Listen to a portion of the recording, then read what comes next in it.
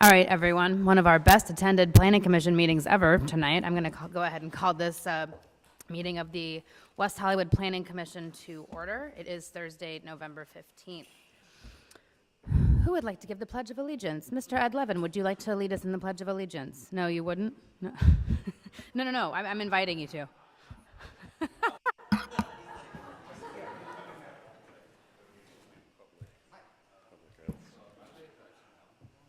I pledge allegiance to the flag of the United States of America and to the republic for which it stands, one nation, indivisible, with liberty and justice for all.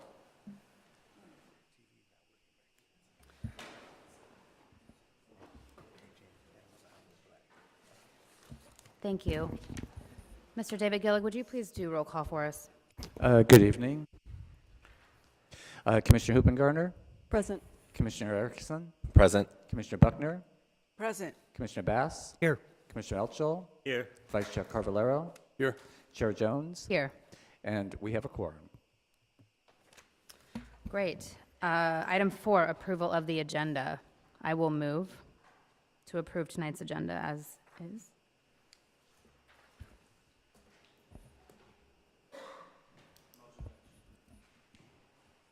Motion by Chair Jones, seconded by Commissioner Buckner.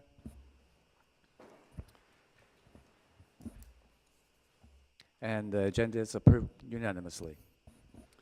Thank you. Item 5, approval of the minutes. We have 2 sets of minutes. Looks like that we need to approve from the meetings of October 18th and November 1st. Just please make a note if you were not present at either of those meetings to recuse.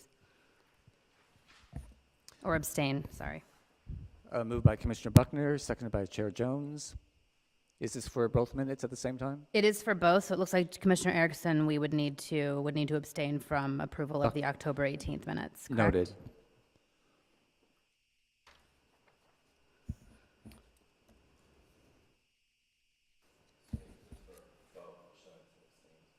That's fine. And the minutes are approved, noting Commissioner Erickson abstaining on the October 18th minutes. Great, thank you. Item 6, public comment. David, do we have any public speakers? We have one, Victor Omolchenko. Great, thank you. Mr. Molchenko, we know you well, but would you please state your name and city of residence when you come to the podium? Chair. Thank you. Chair Jones. Victor Omolchenko, longtime resident of West Hollywood, and I'd like to say good evening to all the commissioners, but especially to our newest commissioner, Mr. John Erickson. And congratulations on being appointed, John, and I look forward to your participation in this esteemed panel. It's a very important commission in the city. What I'd like to talk about, and I know, John, that when I read about your appointment, I know that you had mentioned, and I know many of you also are very, very concerned about the issue of affordable housing. And so what I'm here to say in public comment is I think many of us, I mean maybe probably most of us, are extremely disappointed with the failure of Proposition 10, which if approved would have repealed the Costa-Hawkins Act, which has wreaked so much havoc with being able to maintain our affordable housing stock. And so what I wanted to share is, as I was looking at this, and I called friends and I tried to get people to the polls to vote for Proposition 10. As I looked into things, I thought, my God, what a world we live in. Here in Los Angeles County, of course, we have apartment buildings and condo buildings. And we know that apartment buildings are basically rented, and some condo buildings rent out their units too. But I was absolutely shocked to find out that in Los Angeles County, 37%, or almost 4 out of every 10 single-family homes, the kind with the picket fence, the front yard and the backyard, and places for the kids to play and the dogs to run, are actually rentals. These single-family homes, 4 out of 10 of them are rentals. And it makes you think, who owns all of these single-family homes that they're able to rent out another single-family home? So I know that as you go about your work and look at different projects, and as we see more and more, unfortunately, our rent-stabilized housing kind of being demolished and people being evicted under the Ellis Act, which we know is another troublesome act. When that happens, as you review the projects for new development proposals, new development projects, we want to be sure that we can do everything possible to maintain our stock of affordable, lower income, as well as, middle income housing. And I know the city's been looking and has worked hard on various zone text amendments, and we've heard about this issue of a one-for-one replacement when a rent-stabilized unit is taken off the market. How is the developer going to replace that? And I know there are various rules about it, whether how many people live there as low income or very low income. But I thank you for looking into this, to staying on top of this, so that we do maintain our stock of affordable housing. Thank you. Thank you. Item 7, Director's Report. Do we have any more public speakers, David? No public speakers. Thank you. Director's Report? I'll give you a brief update this evening. John Kehoe is away. Since your last meeting, the City Council approved 2 zone text amendments that were previously considered by the Commission. The first one was the special events streamlining zone text amendment was approved, as well as the commercial parking reduction. The Council did include the change to the 24-month standard as opposed to 18 months for projects having to have a certificate of occupancy for that period of time before a change of use that could take advantage of those parking regulations. That was an issue, of course, that this Commission discussed as well. At that same meeting, the Council approved the site license agreement with Orange Braille Media for the Sunset Spectacular pilot digital sign, with additional direction that the height be reduced by an additional 3 feet beyond the alternative proposal that this Commission also considered. And then at the next City Council meeting, it's relatively light for planning, but there is one item the Council will be considering. The referendum petition on the Arts Club is scheduled for that agenda. And then I also wanted to invite the Commissioners to mark your calendars for December 4th from 5 to 7. We'll be hosting, the Long Range Division will be hosting a reception to celebrate the opening of the Sunset Streetscape pilot projects. Those are a series of projects that are currently under construction on Sunset, a parklet outside of Book Soup, some crosswalk treatments, and wayfinding and seating options along the boulevard. That project isn't in the purview of this Commission, so you probably haven't heard so much about it, but it's a really exciting streetscape intervention that'll be in place for about 6 months, and we'd love to welcome you to the opening. Great, thank you. Item 8, items from commissioners. Before we commence, I just want to let everyone know, David was kind enough to let me know that apparently the parking validation machine is broken again. So please make sure before you leave, if you did park in the structure, to get validation from David. It's a little ticket you put into the machine before you leave, and you won't have to pay. Items from any of the commissioners. Commissioner Hoopengarner? Excuse me. Yes. At the last meeting, something came to the surface that I think I'd like to address with staff in terms of transparency of all of the communications that are submitted from the community. In the last meeting, obviously there was a lot of communication, a lot of emails came in.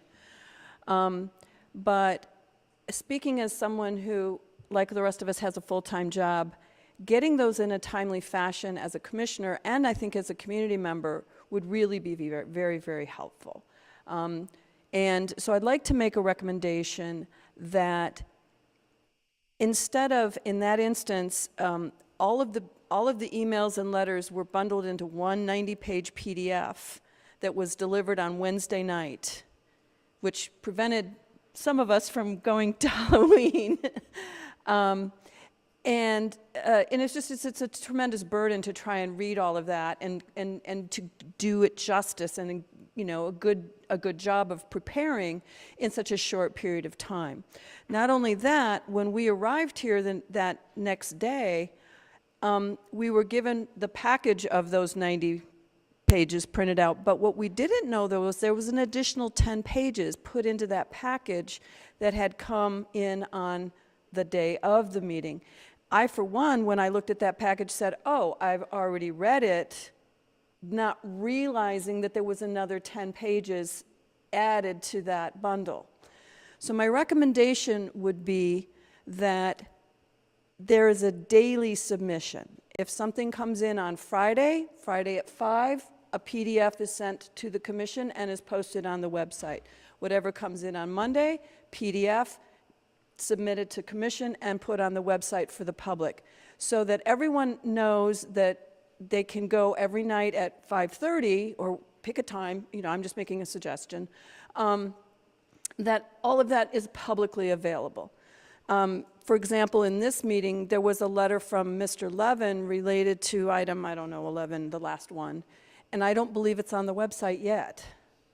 And so I'm concerned about making sure that we're very transparent about all of these communications. And I realize I'm asking a lot of you, David, because this is going to fall on your desk. And I'm open to other suggestions, but I feel it's very important for me to be able to do this job well, that I get these communications as quickly as possible so that I can review them and not at the last minute when I sit here. Thank you. Any other comments from commissioners? Commissioner Erickson. Thank you, Madam Chair. I love saying that. I just want to remind everyone that flu season is here. I've taken 3 trips to urgent care with multiple friends, so make sure you are getting and taking care of yourself, especially post-election year. And then I just wanted to take a moment to thank the City of West Hollywood's public safety staff, who I believe have been out in Malibu and with the Woolsey fire and really coordinating and doing all the work out there. It doesn't get publicized because it's what they do, but I am a grateful citizen of West Hollywood for serving that greater purpose for all the work that they do. So just wanted to give them a quick shout out and say thank you very much. Thank you. Anyone else? All right. With that, we will move into item 9. There is no consent calendar. So item 10, our first public hearing is item 10A. This is a zone text amendment for bicycle parking requirements. Hello, Jerry Hiddleman. How are you? Good. How are you, Chair and Commissioners? As stated, tonight we're going to be looking at bicycle parking zone text amendment. And just a little background, the parking regulation update is recommended in the general plan, pedestrian and bicycle mobility plan, and also recently adopted transportation demand management ordinance. Last time these regulations we looked at were around 2003. Bicycle parking is going to be required and is required for all new buildings, expansion of existing non-residential structures by more than 10,000 feet, expansion of residential structures by 4 or more units, and it's actually not required for a commercial building change of use. So the current bicycle standards are in the table in front of you. For non-residential, there's 1 short-term space for every 10,000 square feet of floor area. And then long-term employee and parking for non-residential would be 1 bicycle parking storage space for each 7,500 square feet. As you can see, for a multifamily, there's no short-term required currently, and there is 1 bicycle parking space for each 4 residential units. Mixed-use projects are not addressed in the current regulations. As you can see in this table, in blue are the additions. Those are the changes. So under non-residential or commercial buildings, 1 bicycle parking space would be required for each 5,000 to 9,999 square feet, and that's short-term parking, and 1 additional space for each 10,000 square feet above that. And the short-term parking is typically found on the street in front of the commercial building. For long-term employee and resident bicycle parking, 1 bicycle parking storage space is going to remain the same at 7,500 square feet of gross floor area, so 1 space for that. Multifamily, we're adding some short-term parking, so that would be 1 space per 4 residential units out front for visitors. And then we are recommending a change of 1 space for each 2 residential units. And I'll talk about this later, but we did get recommendations for 1 space per unit as well. Now, the bicycle parking design, we're looking at there's been a lot of innovation. So we're looking at allowing horizontal storage systems, vertical storage systems, and alternate systems that can be approved by the director.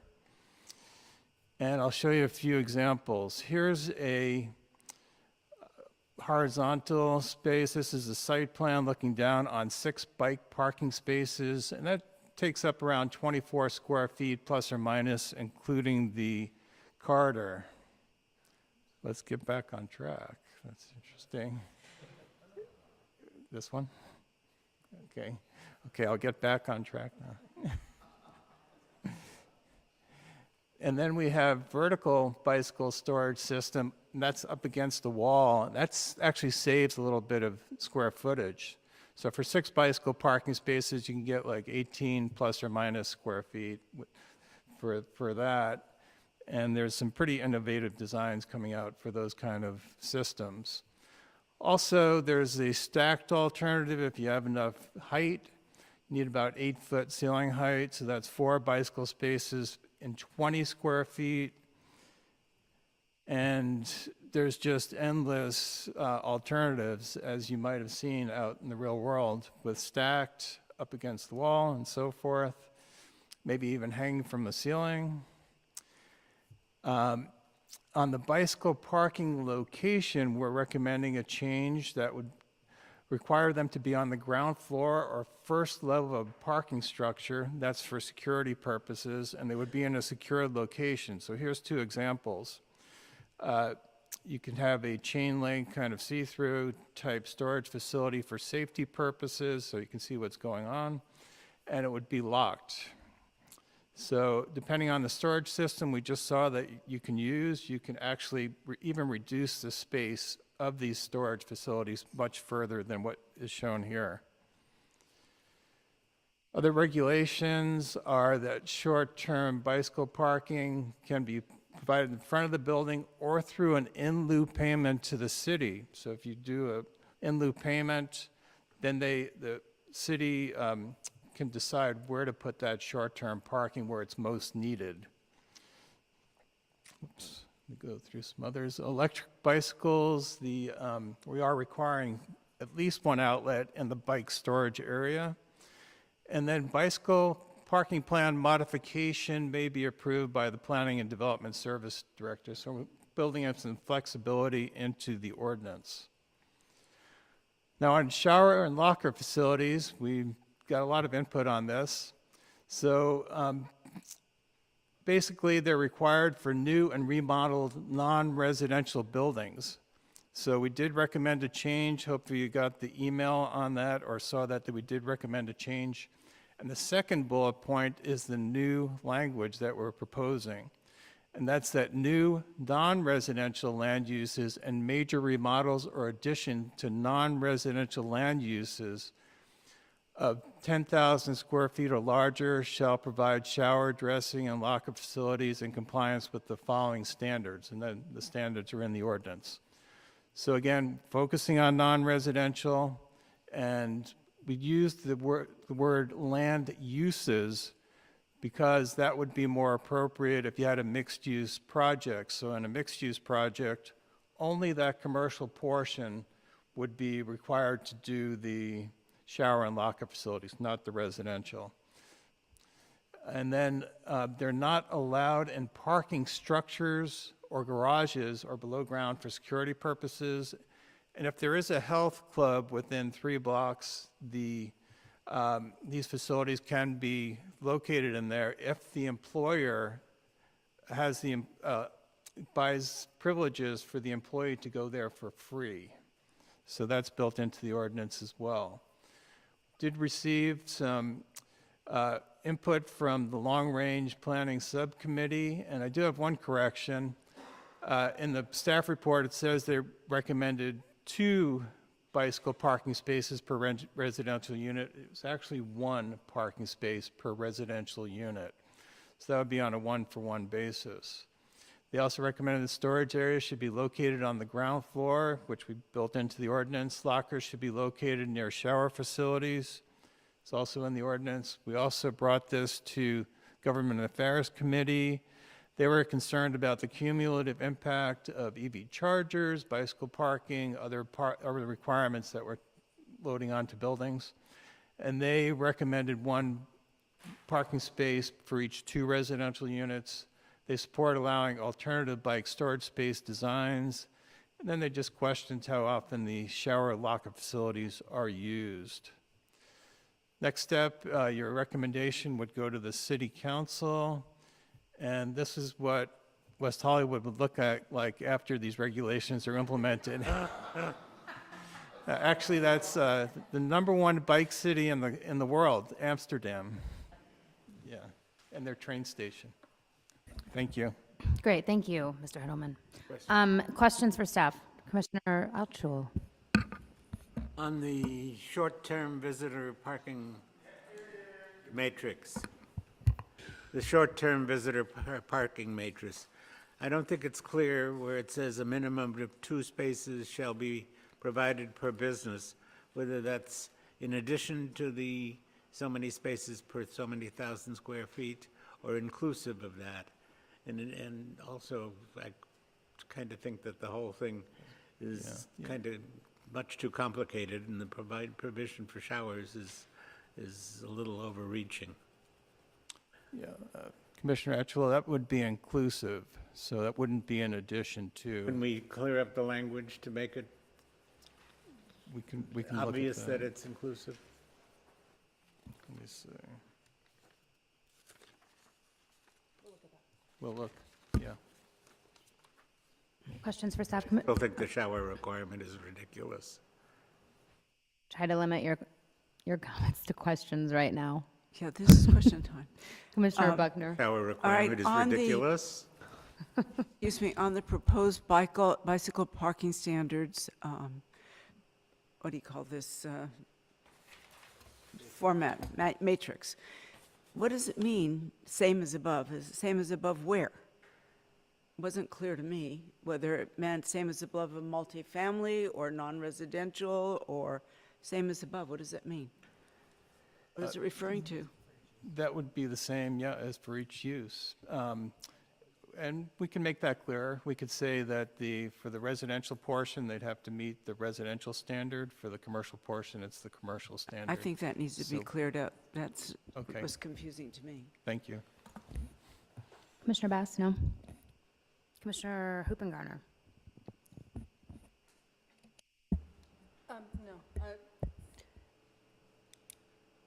To be clear, at long range, we did say recommend 1 parking space per residential unit. And I think the conversation that we had was about the fact that, in fact, you could have 2 people with 2 bicycles in each unit or more.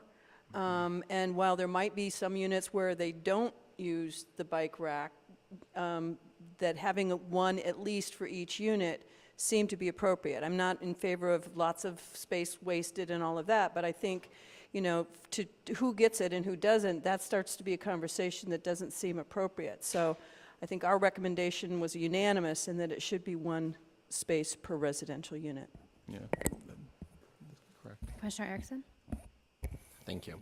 Yeah, I have to agree with Commissioner Altschul. I'm a little concerned about the shower requirement. I don't know if I think it goes a little bit too far, maybe a little bit unnecessary. So I don't know what my other commissioners feel about those types of requirements, but I guess I'm more open to it. But I just don't understand it just seems more stringent than actually necessary.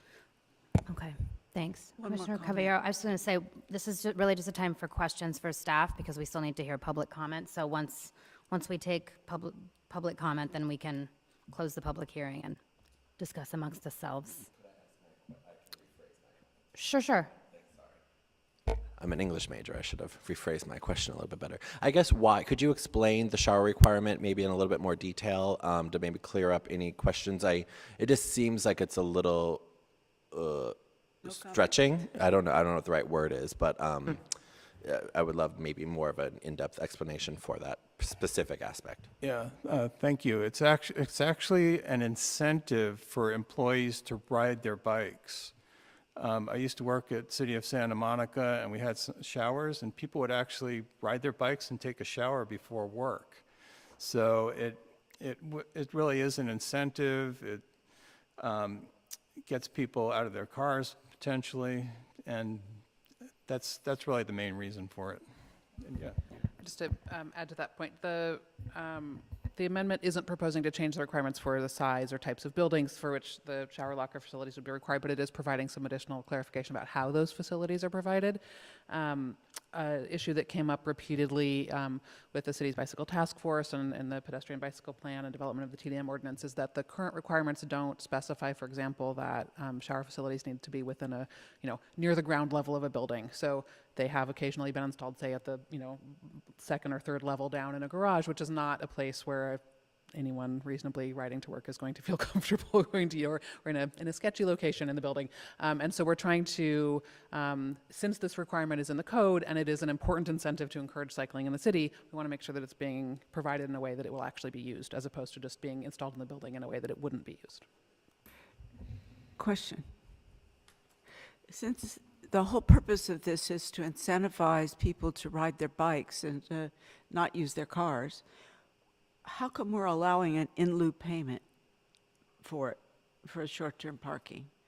It seems inconsistent to me, and I want to understand the reasoning behind that.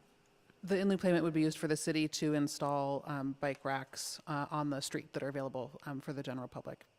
Pardon? The in lieu payment would be used to fund the installation of public bike racks in the city. Okay, that's not clear. So maybe we could make that a little bit more specific. Commissioner Altschul? Doesn't London or Paris or both of those have showers, public showers on the streets? They also pee on the street. I haven't used one recently, so I don't. But it's possible. I know for maybe even in downtown LA, they were looking at doing something like that. I don't think that having showers is a land use issue. I think it's more of a business license issue or a business control issue. I certainly don't think this falls under land use. And this should not be the requirement of the developer or the builder or the building owner. Just to be clear, the shower facilities are for the employees or tenants of the building. They're not for the general public. Right, that's not land use. Any So- other questions for staff? Yeah, just one last question, Jerry, on the in lieu fee payment. I didn't see anywhere in here that it sort of requires the city to then provide the parking and where and how that happens. It just states, hey, we'll take your money, but it doesn't really state that how that's going to be, that related parking is going to be provided, within what proximity, et cetera. Is there any plan for that? There is, and we can clarify that in the ordinance as well, just to make it clear so developers know that that's the option. In terms of time frame, location, et cetera? That can also be clarified when the actual amount of the fee is established. They do a little more study and a little more detail as to what the program looks like for using the money. Thank you for saying that, because that just brings me to that other question related to the fee. So the amount hasn't been established yet of the in lieu fee?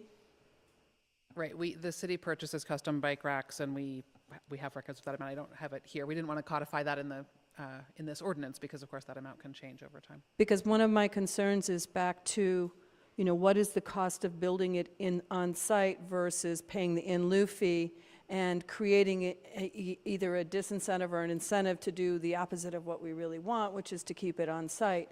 And if the in lieu fee is too generous in its flexibility, then everybody's going to take the in lieu fee. There's going to be no on-site bicycles. So can we address that, I think, to make sure that it's a reasonable in lieu fee to reasonably accommodate someone who doesn't have the real estate or want to do it, but it's not just a get-out-of-jail-free card, so to speak, in terms of the fee. Any other questions for staff? All right, we're going to move into public comment.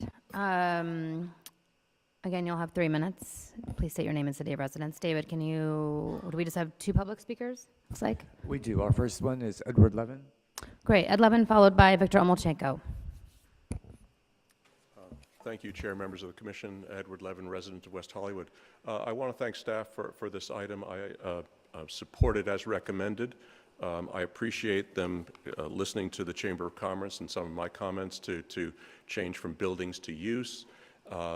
I would take issue with one thing, and I would very much recommend that you not go to 1 space per unit. What staff told you is you can get 6 bikes in the space of 24 square feet. That's, I'm afraid, nonsense. The bike spaces are 2 feet by 6 feet. Each one takes up 12 square feet without even considering the aisle to get in between them. So 4 bikes takes, in horizontal configuration, takes up 96 square feet, not 24 square feet. And you don't save a whole lot with vertical storage.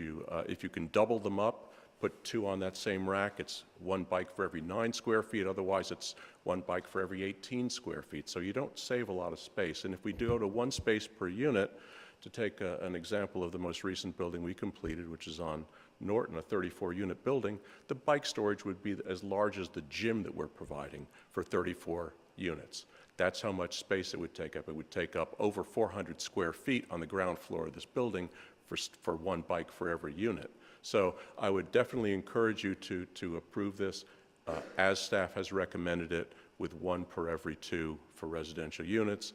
And other than that, I think it's a perfectly well-crafted ordinance. Thank you.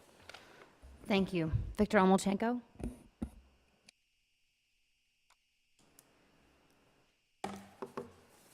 Victor Omolchenko, longtime resident of West Hollywood, and also a bicyclist ever since I moved to the city about 2 decades ago.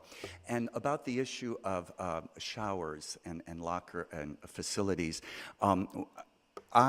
once I discovered the bike lanes and the safe streets to ride my bicycle on, I worked downtown at the Federal Building.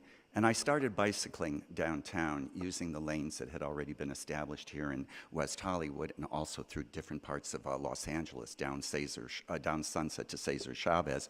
I can't tell you, I mean, I wouldn't have been able to bicycle to my job and then go in kind of not smelling very well and doing my communications and outreach work. So when the federal government did put in the Federal Building on Los Angeles Street shower facilities and locker facilities for us bicyclists, you saw more and more federal employees coming from all parts of the metropolitan Los Angeles area, not in their cars, but in their bicycles. So I think for these bigger buildings, the ones that are 10,000 square feet or more, having a locker and a shower and space for the bicycles is very, very important, so that we do encourage this very environmentally friendly alternative mode of transportation. Now I'm going to speak as a member of the West Hollywood Bicycle Coalition, and we are an official group. We are under the Greater Los Angeles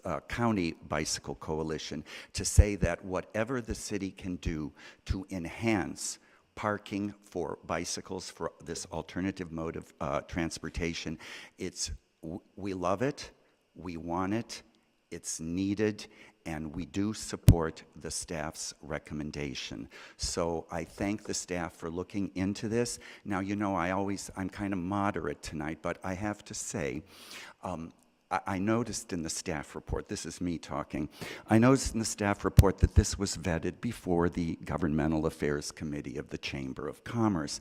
Yet the West Hollywood Bicycle Coalition, we've been around for a bit. We participated in the Bicycle Task Force. We participated in the new pedestrian and mobility plan.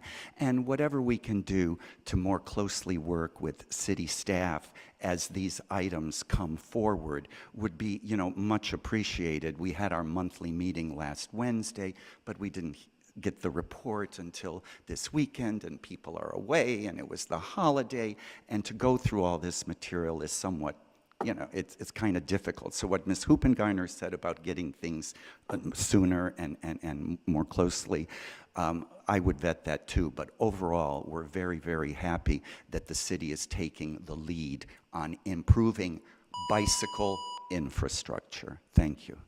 Thank you. I'm going to go ahead and close the public comment portion of the hearing, and I think I'll just close the public hearing as well, so that we can commence debate amongst ourselves. Who would like to go first? I'm happy to. Go ahead, Commissioner Bass. So I thank you for this work. I think that this is a fantastic recommendation.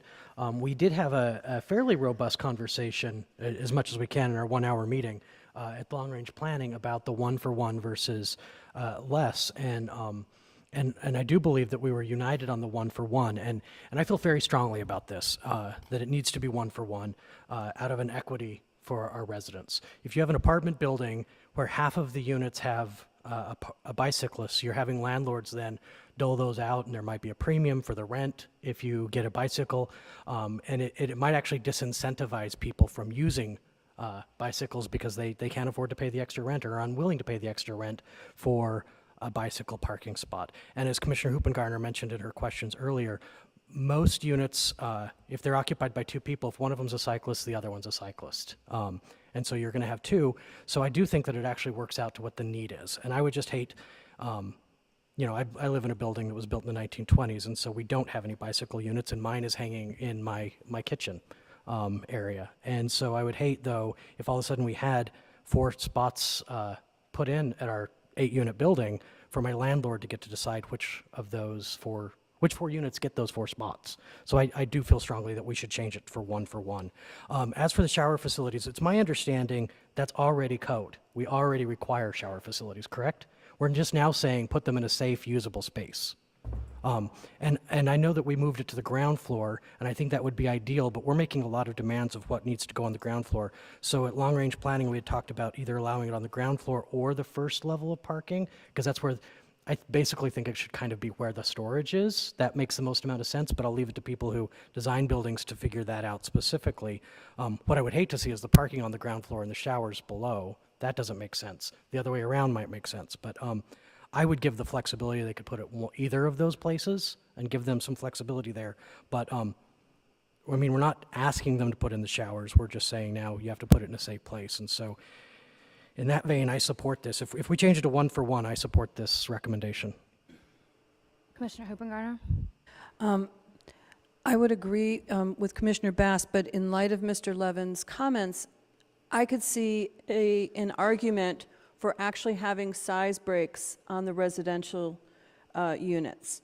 Would have to play with this, but if you have a 5-unit townhome condo building, one-for-one seems reasonable. If you have a 34-unit, and it's probable that you're not going to need as many because you have some senior citizens who might be not riding bikes, and so there's a mix of use in that building that could argue that you don't need as much for that larger unit. What those breaks are, I don't know. I'll leave it up to staff, but that's just a thought in terms of the residential. If you've got a 100-unit building, you maybe don't need 100 bike spaces because there's going to be different types of people in the building. But when you got a smaller building, then I think a one-for-one makes more sense. Now, is it a 10-unit building is the cutoff or what? I'm not sure. Just a thought to throw out there to my colleagues. Can I just follow up with that on page 5E, the Planning and Development Services Director may approve a modified bicycle parking plan that allows for changes to required location, layout, and number of spaces, as if a finding is made, special circumstances preclude full compliance. So I think in those circumstances where there might need to be a break, we have an out for the development director to make that call. Commissioner Buckner? I agree with both of the commissioners that have spoken on this item. I think that leaving it up to the development director and giving all that leeway is great. However, I think that there needs to be some kind of guidelines so that it's even. If somebody comes to ask for a exemption from the code, if it passes, I think that people should know that you just don't go in and just talk sweet to the development director to get what you want. That's part of it. The other thing is, I agree, if Mr. Levin is correct and his math is correct with regard to the amount of space each bicycle would take, it would seem that most developers would choose to pay an in lieu fee rather than provide the actual space, because the space is not going to be providing rental income to them if it really requires that much space. So I'm a little concerned that the in lieu fee be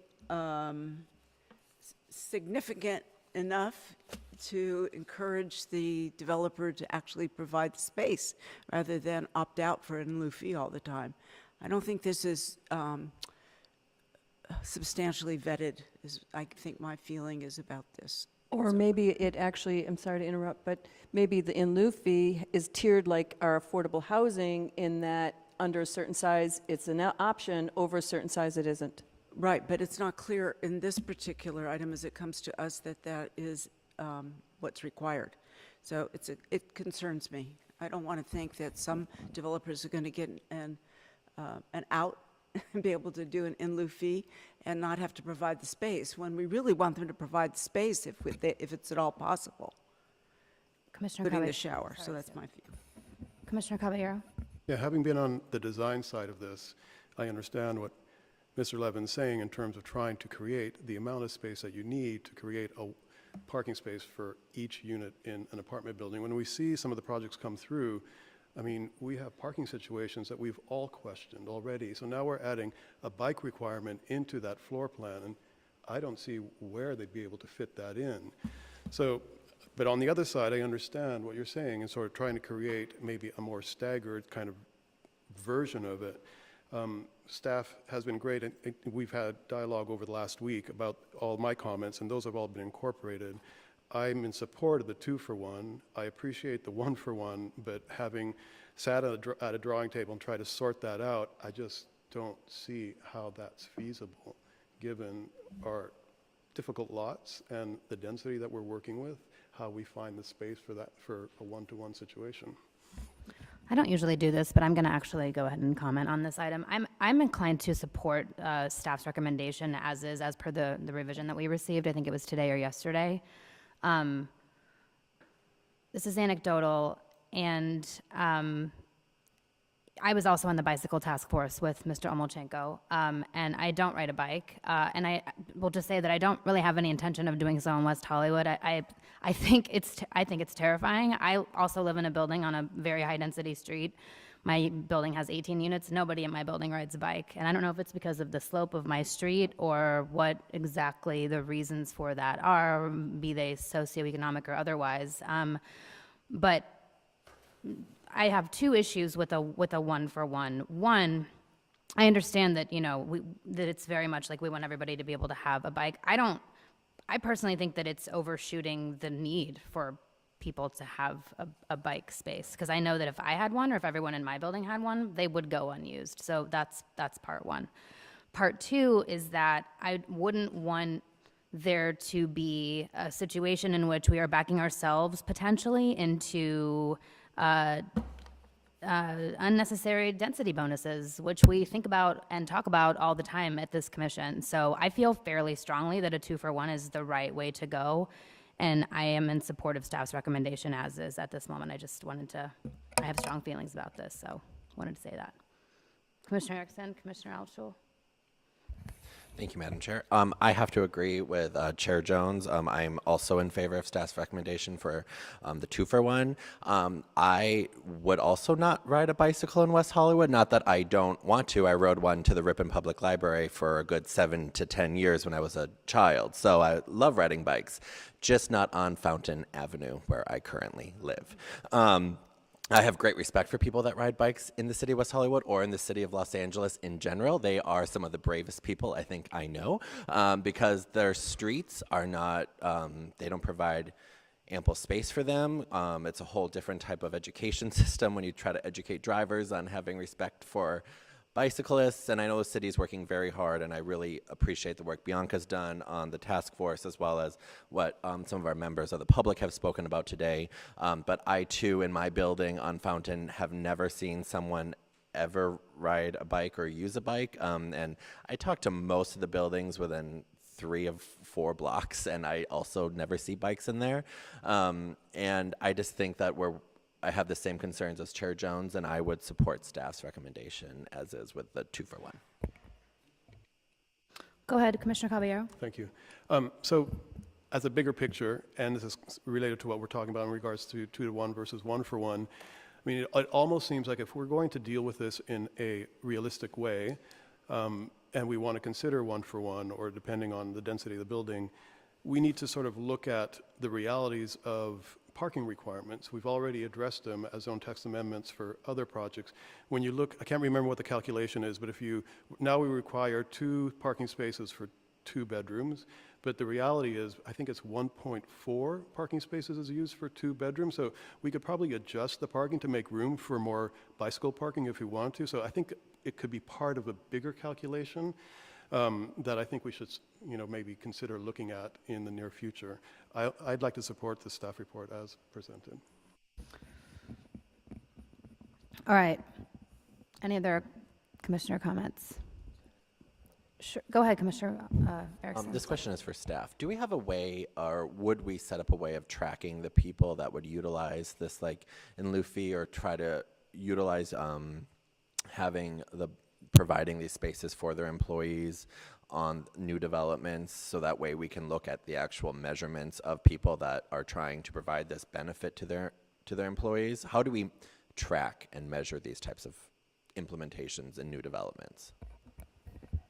Are you asking how we would track use of the in lieu fee, or how we would track the number of spaces provided? I guess I'd be interested in both.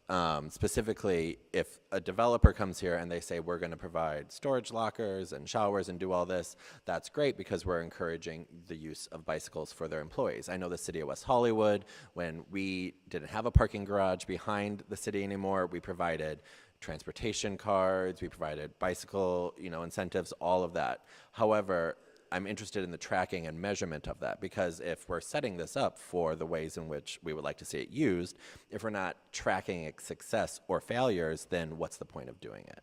Right. So the provision of the required spaces would be confirmed during the review of the plans, right, that are submitted for a project, and would need to be provided as drawn and as required. In terms of tracking actual use of those spaces, that would actually be done more through the implementation of the recently updated TDM ordinance. There will be annual or biannual reporting by impacted businesses on how people are getting to work, for example, and the city will help facilitate that process. But that's really will become our best tool for tracking use of those would be essentially for the long-term employee bike parking spaces. It's hard to track use of, say, short-term bike parking and get reliable data that way, but we could look at doing surveys in the future. I think I can count the votes, but I'm going to go out on a limb here and make a motion that we move staff's recommendation included in the supplemental memorandum, changing the requirement to 2, from 2, 1 spot for every 2 residential units to 1 spot for every residential unit. So I'll make a motion to that effect to see if I have a second. Even fewer votes than I thought I had, so I'll withdraw my motion. All right, I'd actually like to make a motion to go ahead and move forward staff's recommendation as is. Moved by Chair Jones, seconded by Commissioner Hoopengarner. And we'll call the question. Oh, Chair Jones, can I just ask one question? I thought Commissioner Buckner's recommendation to change the same as specified above, to change that language to be clear that the residential and commercial standards above apply. I thought that was a good clarification. In agreement. So I don't know if I need to withdraw my motion No, or no, if no, I can. And I believe we also talked about making sure that there was thorough explanation of how the in lieu fee would be used, and I'm also in support of that. With those 2, is that an amendment or modification? How is that treated? So Modification to the language. So it's moving the staff recommendation with those 2 With those two changes. Changes, okay.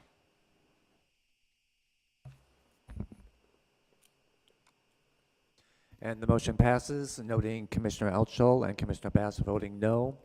There is no appeal process since this is a recommendation directly to City Council. Great, thank you. Do we need a break, or can we keep going? We're going to take just a quick break, just quickly. Again, I had the most delightful time. Thank you. Well, they love It was just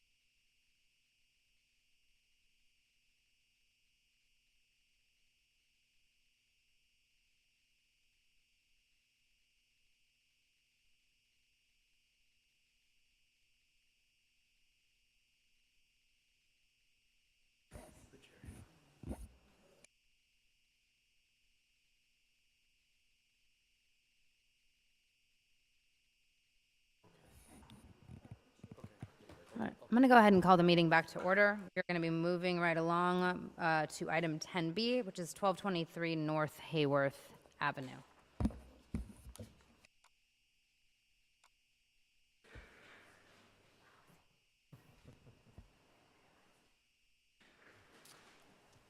Good evening, commissioners and chair and members of the public.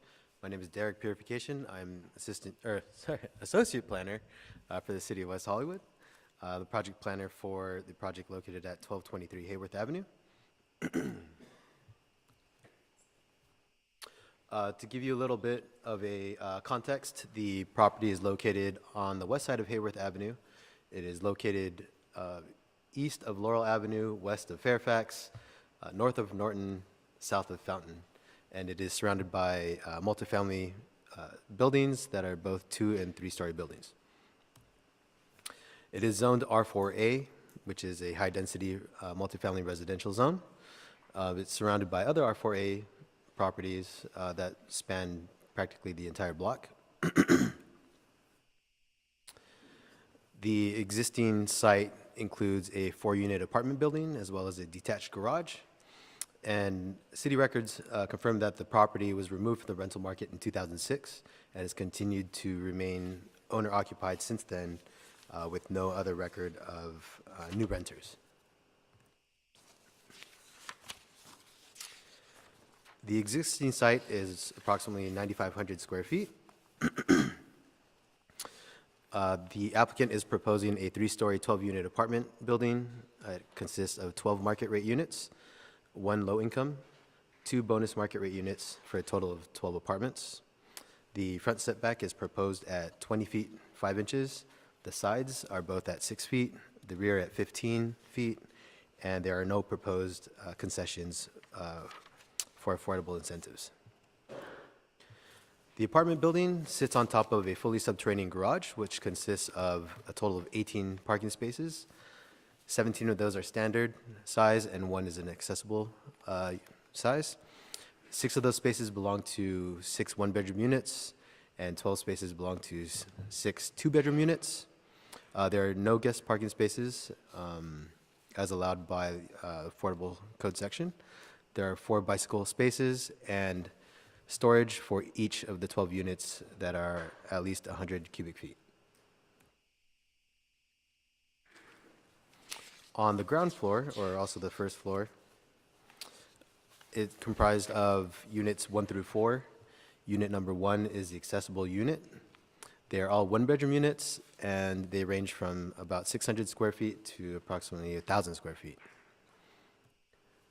The second floor also has 1 one-bedroom unit at 773 square feet, and units 7 through 12, or the first floor of the 2-bedroom units, they run approximately 1,100 square feet to about 1,200 square feet. On the third floor is the last 1-bedroom unit, and the second floor for the other 6 2-bedroom units.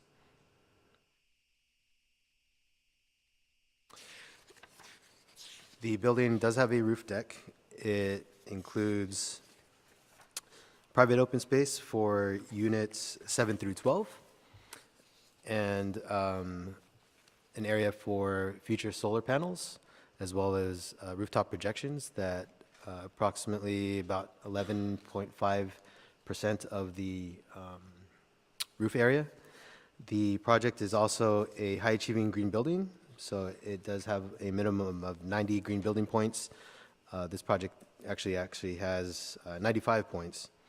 As one of the green building incentives, the applicant has proposed to split up the required 1,000 square feet of common open space and divide that into all the private open spaces for each 12 of those units.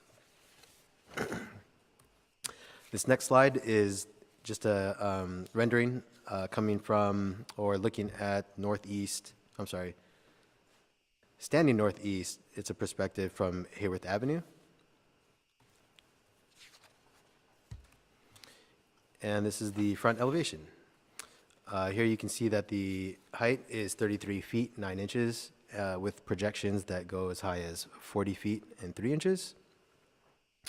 The project is proposed with exemplary design, and staff has worked with the urban designer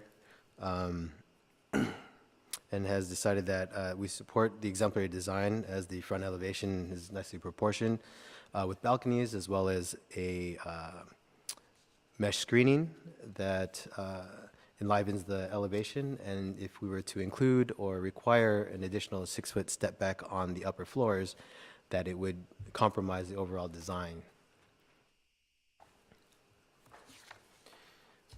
Here is the rear setback, rear elevation, the south elevation, which includes a few things that I'll go over in just a second. And we'll wait an hour for this. Here's the north elevation. And these are the materials that you'll find throughout all 4 elevations, which include a perforated metal screen, metal louvers for sunshade, as well as block wall and stucco, and living screen here on the bottom left.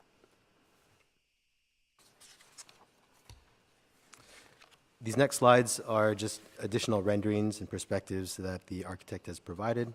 Here is the front and side renderings. The rear and side renderings. And that concludes my presentation, but before I end it, I would like to read into the record that I do have some minor changes to the resolution on condition number 8.9 that's been removed. Also, any mention of community development has been replaced with planning and development services. I have copies, or actually David Gillick has copies if you need a copy of that. But with those changes, staff does find that we can make the findings and recommends approval of resolution PC 18-1296. Thank you. Great, thank you, Derek. Any questions for staff? I'd like to ask, if this project hadn't received exemplary design status, it would have to step back 6 feet on the 3rd floor, correct?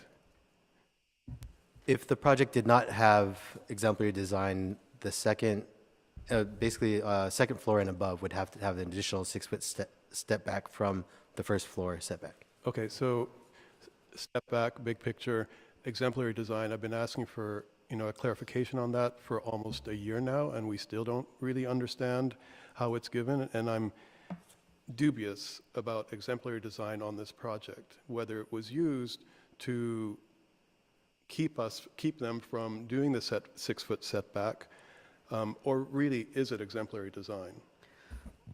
Well, to follow up on Commissioner Caballero's question, I would ask if this is the original use of exemplary design in the city, which I know we had talked about because historically it was actually a very different application, or if this is the more recent application of that term. No, this is a long-standing interpretation of it. The interpretation is that we usually use that to encourage people to improve buildings. It's not that we want to see 6-foot step backs on every single building down the street, but we use it as a tool when we need to, if someone is proposing a very unarticulated or uninteresting structure. It's not meant to be that it's Frank Gehry level design. It can be a good placeholder building and still have exemplary design. But again, it's a tool to encourage better design. It's not necessarily to make it an award-winning EIA. Right, okay, that's what I wanted to be clear on, thank you. Just to say, I also had that same question. I still don't know when we give exemplary design status to a building. It would help me if in the staff report that there's some explanation as to why this particular building got exemplary design. I hear what you're saying about it, but it doesn't have, exemplary design, what does that mean? I think there is a small section, but we can certainly try to beef those up more. Any other questions for staff? Commissioner Altschul? Statement about it on the screen a couple of slides ago that explained your position as to how you found it, and I think if you went back and showed that again, Can you bring that up, Derek? you would give the definition that you found for this. There it goes.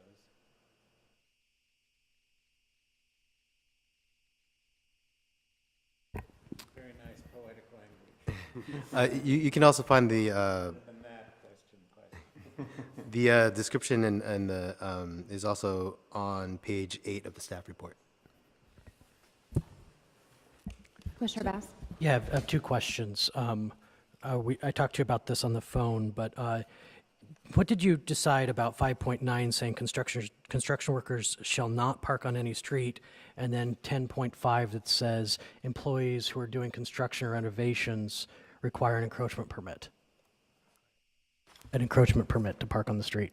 It seems like I think those two are conflicting, and I still wasn't able to get a hold of anyone regarding those two conditions. But I think it's something that staff can definitely look into further. If it's something that maybe we find are conflicting, then we can maybe add to remove one of the conditions. If I can jump in just to clarify, I think the understanding is that there may be times when they actually do need to do like a concrete pour or some other thing where they would have vehicles there for a specific amount of time, but in general, construction workers would not be allowed to park there under regular construction. my concern is we've adopted 5.9 as kind of a standard condition since I've been here, but 10.5 I think is a holdover, and my concern is it says employees who are doing construction or renovations require an encroachment permit. I understand the need to have a cement truck on the street, but I think what we're saying is the people who are working on the cement down in the pit don't need to have their personal vehicles parked there. And how do we clarify that so that we're clear about which is allowed and which isn't?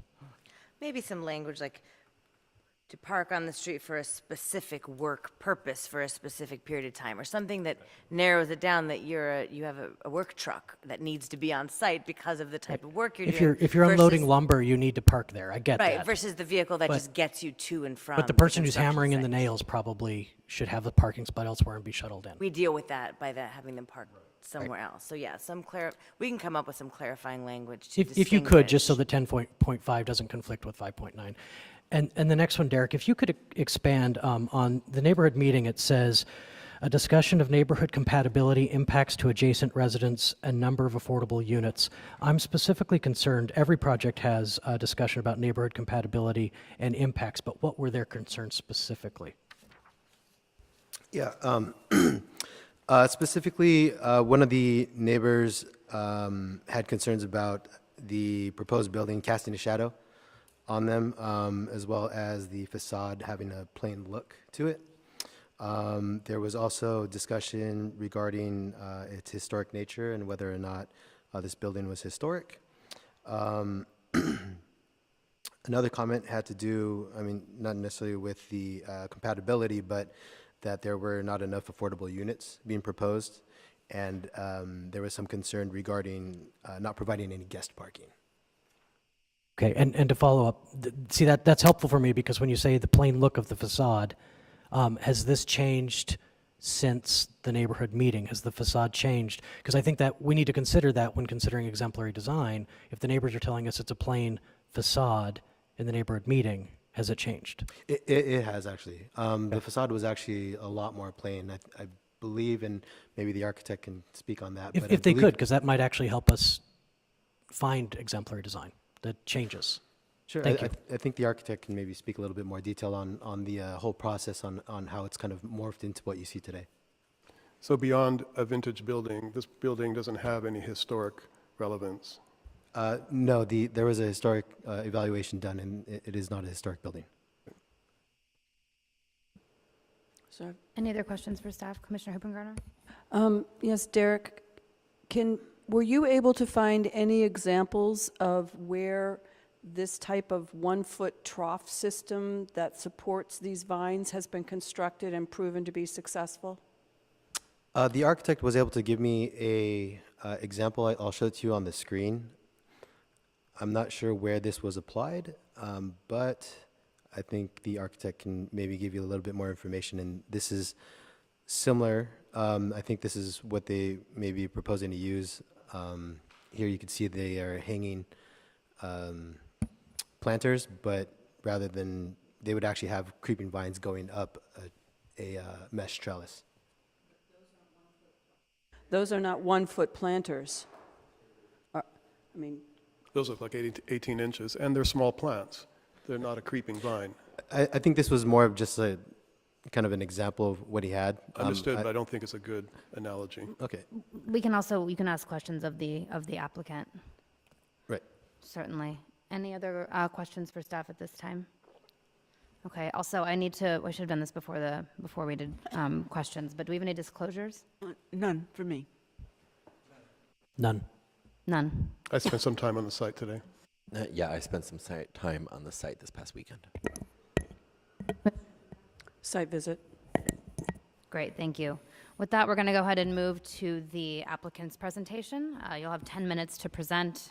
Again, please state your name and city of residence when you come up to the podium to speak. I'm sorry, the amount of time is? 10 minutes. 10 minutes, okay. I'm Ralph Metcher Architects, 3400 Airport Avenue in Santa Monica.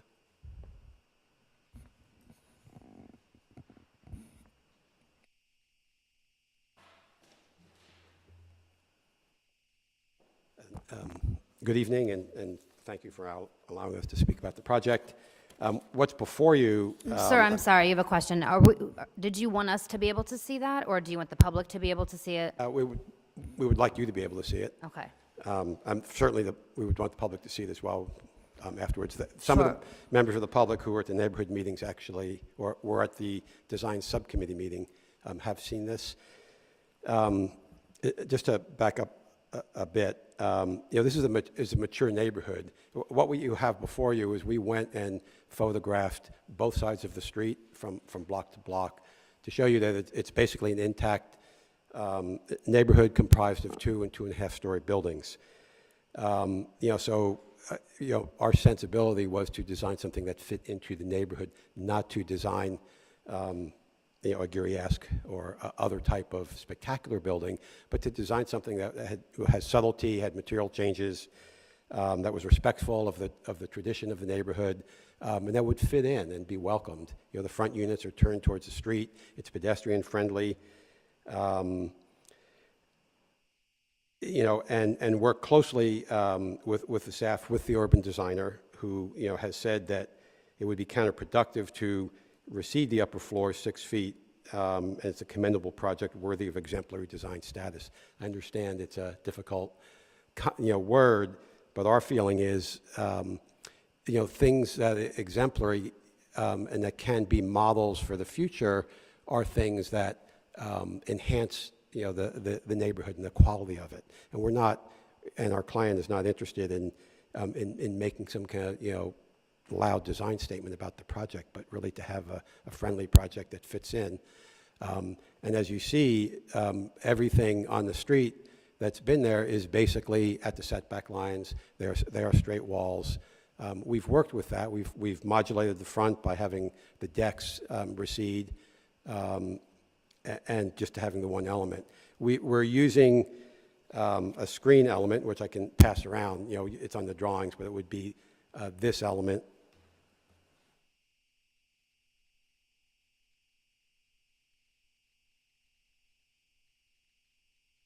That would be attached, as noted, in front of stucco, to create a lace kind of feeling, to create shadow, to create interest.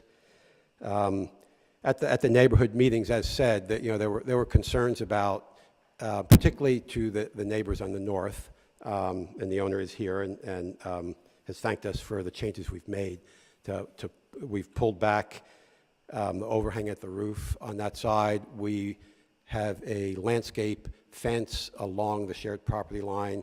We have using this to create a mix of a lacy type of elevation on the north side to create this kind of interest, and also with the planters. And again, here's it is from the manufacturer.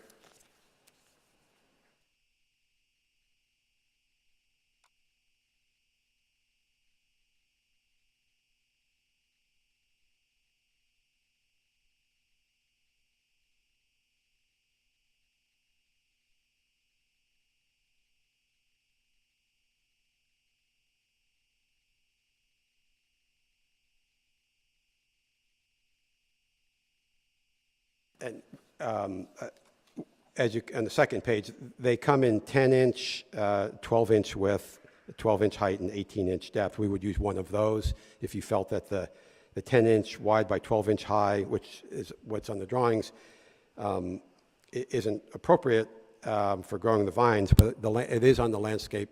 Architect has seen this, has included it does have drip irrigation.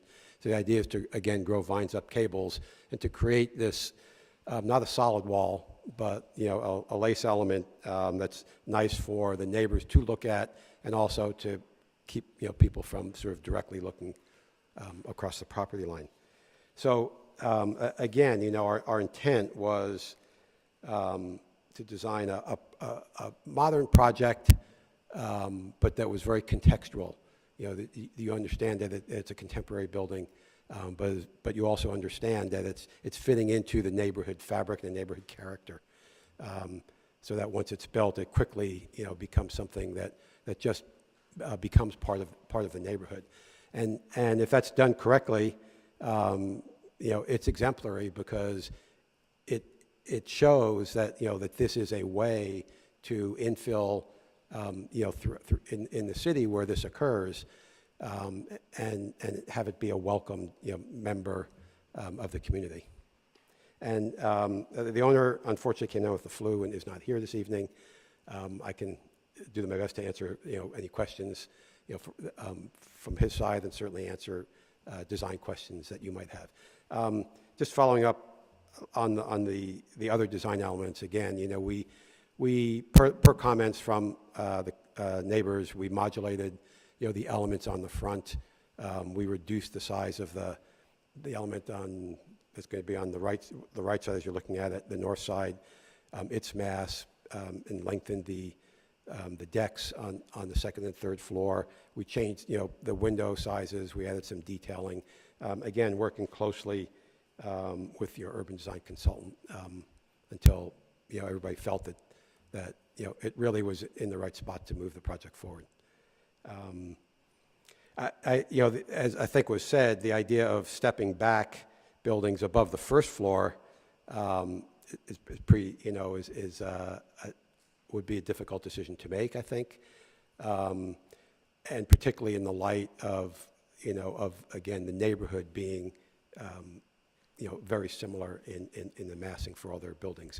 Then it would say this is something that's very different, and why has that choice been made? So we feel that this is really the appropriate way to go on the site. So here for answer questions. Thank you. Thank you. Do we have any questions for the applicant at this time? Commissioner Erickson? Thank you. My question is regarding construction equipment, because when I went to view the site, there's a median that goes straight down that part of the road, right outside the building in that area. It's to decrease speed or whatever's on the street there. And I don't see how you fit any type of construction equipment or that would need to veer onto the street without closing lanes, increasing traffic. So I'm wondering how are going to address that problem, or if you've thought about that problem, because that street in that section where the development is specifically proposed is very narrow. I don't think there's a median in that street per se. There may be to turn into it. That street doesn't have a median. And the city has regulations. Typically, for instance, if you're doing construction pour, you have to have the trucks waiting at specified locations, and they're called on radio to come to pump out and then to move on. There may have to be some closures at certain times. I'm assuming that conditions could be added if they aren't there, about notifying neighbors minimum time in advance of clearly when those events might occur. But it would, that would be the biggest one probably would be when they're pouring concrete. The rest are deliveries, and again, all that will have to be done, per city's hours, and they can, if they have the ability to control the parking spaces in front of the property, then all the delivery trucks can pull right up to the, where the cars are parking, and and make their deliveries. And if they need to have flagmen there, as we all see a lot as we travel around, to control the traffic and make sure it's safe. We'll do all those things. Commissioner Erickson, I just wanted to jump in. The condition is required that they submit a construction mitigation plan, so they will need to work with the city before they start any construction to identify any of those issues and how they will deal with them, and they would work with our public works and engineering people to mitigate any of those issues. Thank you very much. I just pulled it up on Google Earth, and there is a section right there in the middle of the street. It's like a street, it's a street divider. I don't know It's what a we street call it. divider that's right there, but It's just north of the It's right roundabout. in front of the property. And my only reason for that is when I parked my car over there, going through that and then coming around, it's very, very narrow. And I understand that they would submit all the necessary documents and requirements, but that street's already narrow as it is with that divider right there running right up the middle of that portion. So I'm just more concerned about mitigations or impacts that are unforeseen, that would cause neighborhood disturbances, that would add more stress to a very already overstressed street. So that was my question, and that's why I raised that comment. Yeah, it comes up to the edge of the property, right? Commissioner Caballero. So the term contextualism has been something that's taboo in our profession for maybe 25 years now, but since we're going there, I applaud your attempt to try to be contextual. However, I think part of that move means elevating the neighborhood to a different standard. And when you look at this block on both sides, really the only nicely articulated building is our low-income housing project across the street. Most of the other buildings on this street are World War II, maybe pre-World War II, maybe just post-World War II buildings that were very plain. And the idea of being contextual in a neighborhood where it kind of feels like it needs a little bit more, I'm having a hard time with that in regards to how you presented this project. No, I understand your comment. I guess my response, if I could say it in other words, is those older buildings are what they are, as you say. They're from a certain period of time. They represent that time.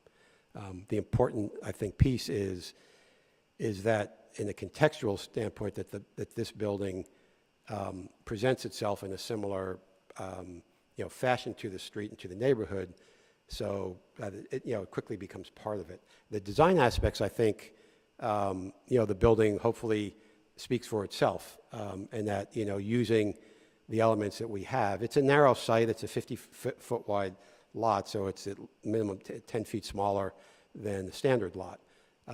So it's a tight site, which is why the parking is property line to property line.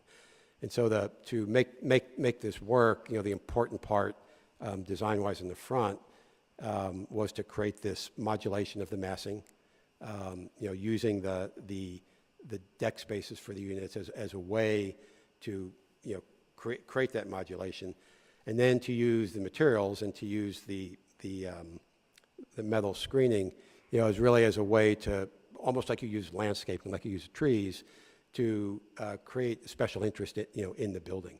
So it is soft in that way, but it's going to have its own presence. It's going to be unique, and it's going to be different enough because it's a contemporary building in that sense, but it's traditional in the sense of how it is using the neighborhood character to help create the massing of the building and fit in.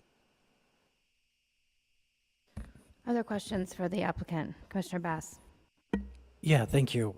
In our staff report, we have conflicting information on page 5 and page 9 about occupancy of this building. On page 5, it says the project was removed from the housing market in 2006 and has remained vacant since. And on page 9, it says the property has been occupied by the property owner, and the city does not have any new tenant registries. I'm wondering if you can tell me which is true. So the building has not been rented since the earlier date. The owners have allowed relatives, from other countries who have come to visit them. They're originally from out of the country, so just to come and stay there. Only, the reason I asked this is I knocked doors in this neighborhood for a city council campaign, and there was a registered voter at that address either in the 2017 or 2015. Yeah. So I don't know if somebody moved and just chose not to re-register and it hung on, or if, Right. or if somebody, it wouldn't be somebody from outside the country who was registered to vote there, But couldn't obviously. the owner have that as their place of? They could have. That's why I'm asking, is I know that there was That- somebody registered to vote Yeah, there. I can't answer that question, but they did, sign and write and sign the affidavit that there has been, nobody's been living there and paying any monies to stay there. Okay.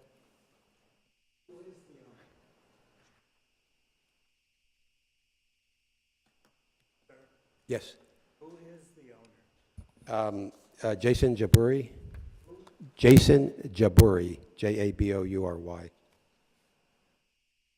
Other questions for the applicant? Yes. Can you point on the plans to where the drainage for these planters that you handed out are? Where's the drainage? So they are, it would be a light soil mix, and it has drip irrigation. So in, standard times, without rain, there's no need for it. We do have, we can attach drainage from them to the deck drainage. We have gutters and downspouts that come off the deck. So we can attach a pipe that would attach to the drains, which are visible on the elevation. So if you look at, I guess, Dirk, well, if you have it there, 3.1, it shows here, this is the colored version, that there are, in the areas where we would have drains that, that pick up the deck drainage and they come to downspouts, come down. So we can, if it feels So necessary. you would tie the planter drains into the deck drain? Under deck or through the deck or? No, they would run out to, in LA, it's an LID drain, to the stormwater retention basin. I'm sorry. They would run out to the stormwater planter that's in the front yard. Through the interior of the building? No. Drain pipes on the exterior of the building? The downspouts are on the exterior, Correct? and they will then run through the deck and then to the front of the building, and there is a stormwater retention planter there for the purpose, of picking up all the site water. I guess I'm concerned because I see weep holes in your plans as well, and so it seems that there's weep holes and leakage that would be happening over the walkways of the areas below, and I'm trying to understand how that would work.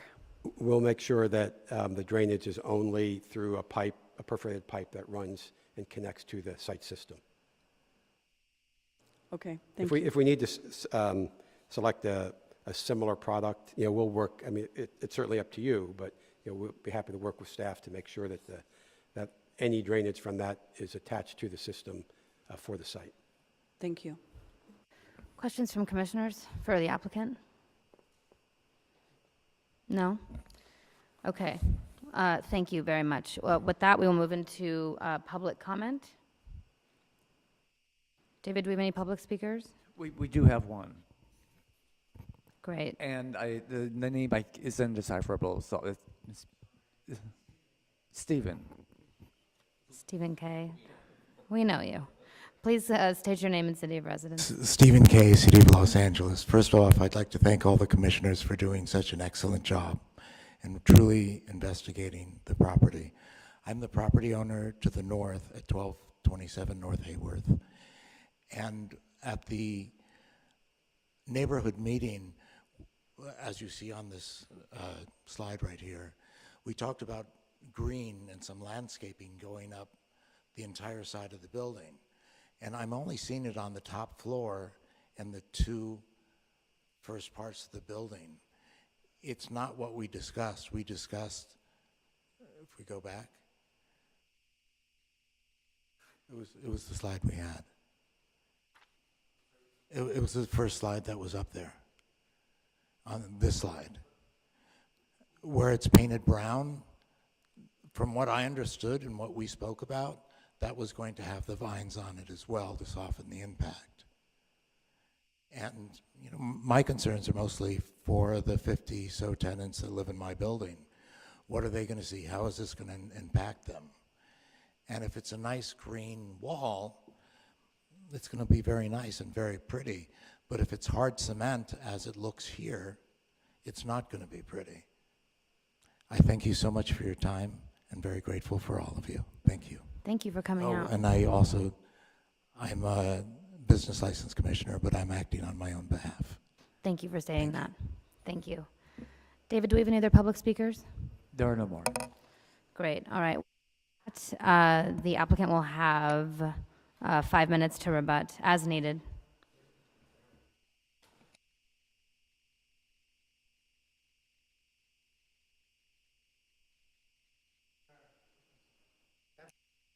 I think what we'll do is after the applicant has given their rebuttal, that we will take a quick break so that we can go down and view the drawings, okay? Okay.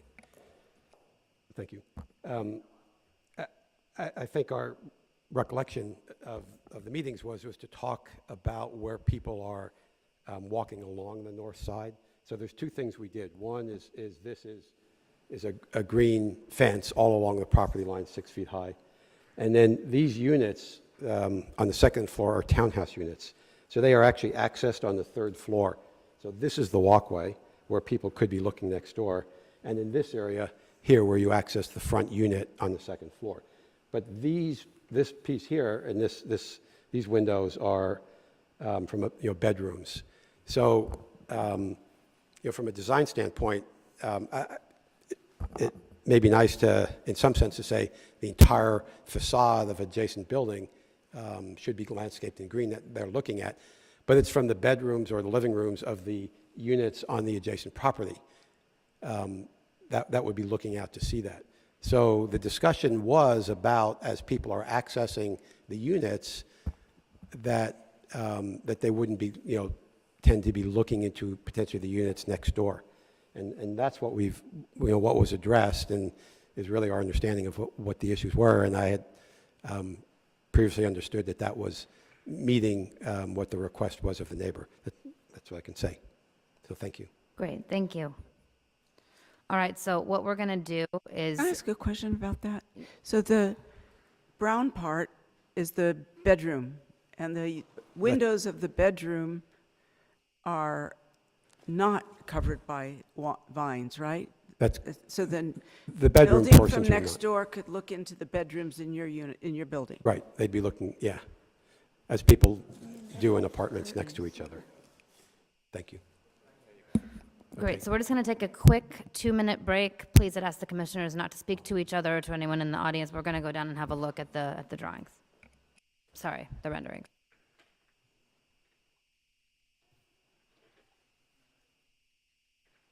All right, I stand corrected. Now that the drawings are available on the screen, we can examine them as needed. And I think with that being said, if we don't, does anyone need to go down and look? No, are we good? Okay. Keep it moving along. Yes, correct. It is in the packet. So what we'll do, I'm going to keep the public hearing open because I think there may be questions for you. But I will close the public comment portion of the hearing so that we can move into deliberation. This is my first. I can Commissioner go. Altschul. Let me go. Oh, I'm so sorry. Commissioner Caballero. All right. I was on design review in February when this project came up, and I came away from that meeting feeling excited about the potential of this project. And when we received our packet, I was disappointed, to say the least. I understand where you're coming from a contextual point of view, but I believe in my heart that even being contextual, you need to bring something new and inspiring to every site. Originally, you had presented this metal mesh almost like a veil that would wrap itself around the building. And and we had talked about that, and I was very excited about the added dimension that that veil would add to what is very ordinary massing. And now what I see is if you've taken this metal mesh and you've basically smushed it up against the stucco, you have a few inches at the most. The dimension isn't called out in the drawing, and you really, it's become decorative. It's no longer architectural. And then you've added these tension rods for the planting. And originally, I thought it was quite beautiful, the idea of using this metal mesh for the planter. And it would just gracefully envelop the building, and some sections would become green and some sections would not. And that, to me, I thought was a very simple gesture that would bring some added dimension and an evocative nature to this building that it doesn't have now. And the reason I asked about the exemplary design is just because I don't feel this building is exemplary. I think it is fine in how it's designed, but it doesn't seem to do anything that is extraordinary on a block that feels like it needs to have something that just bumps the grade up a little bit. And in the end, I think, I was kind of surprised by the level of execution of the drawing set. I feel like this project isn't resolved enough for us. Like these little planters that Commissioner Hoopengartner is addressing, that was the first thing that jumped out to me. Can you really support lush green walls out of a 1-foot depth planter, even if we made it 18 inches? I think that is, I'm worried that how this project is presented is not how it's going to manifest itself in reality.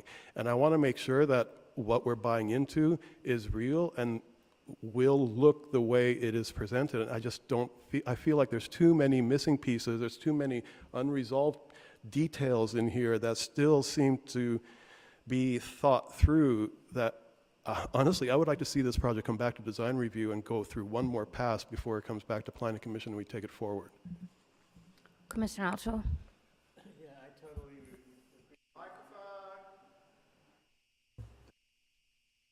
I totally agree with Commissioner Caballero.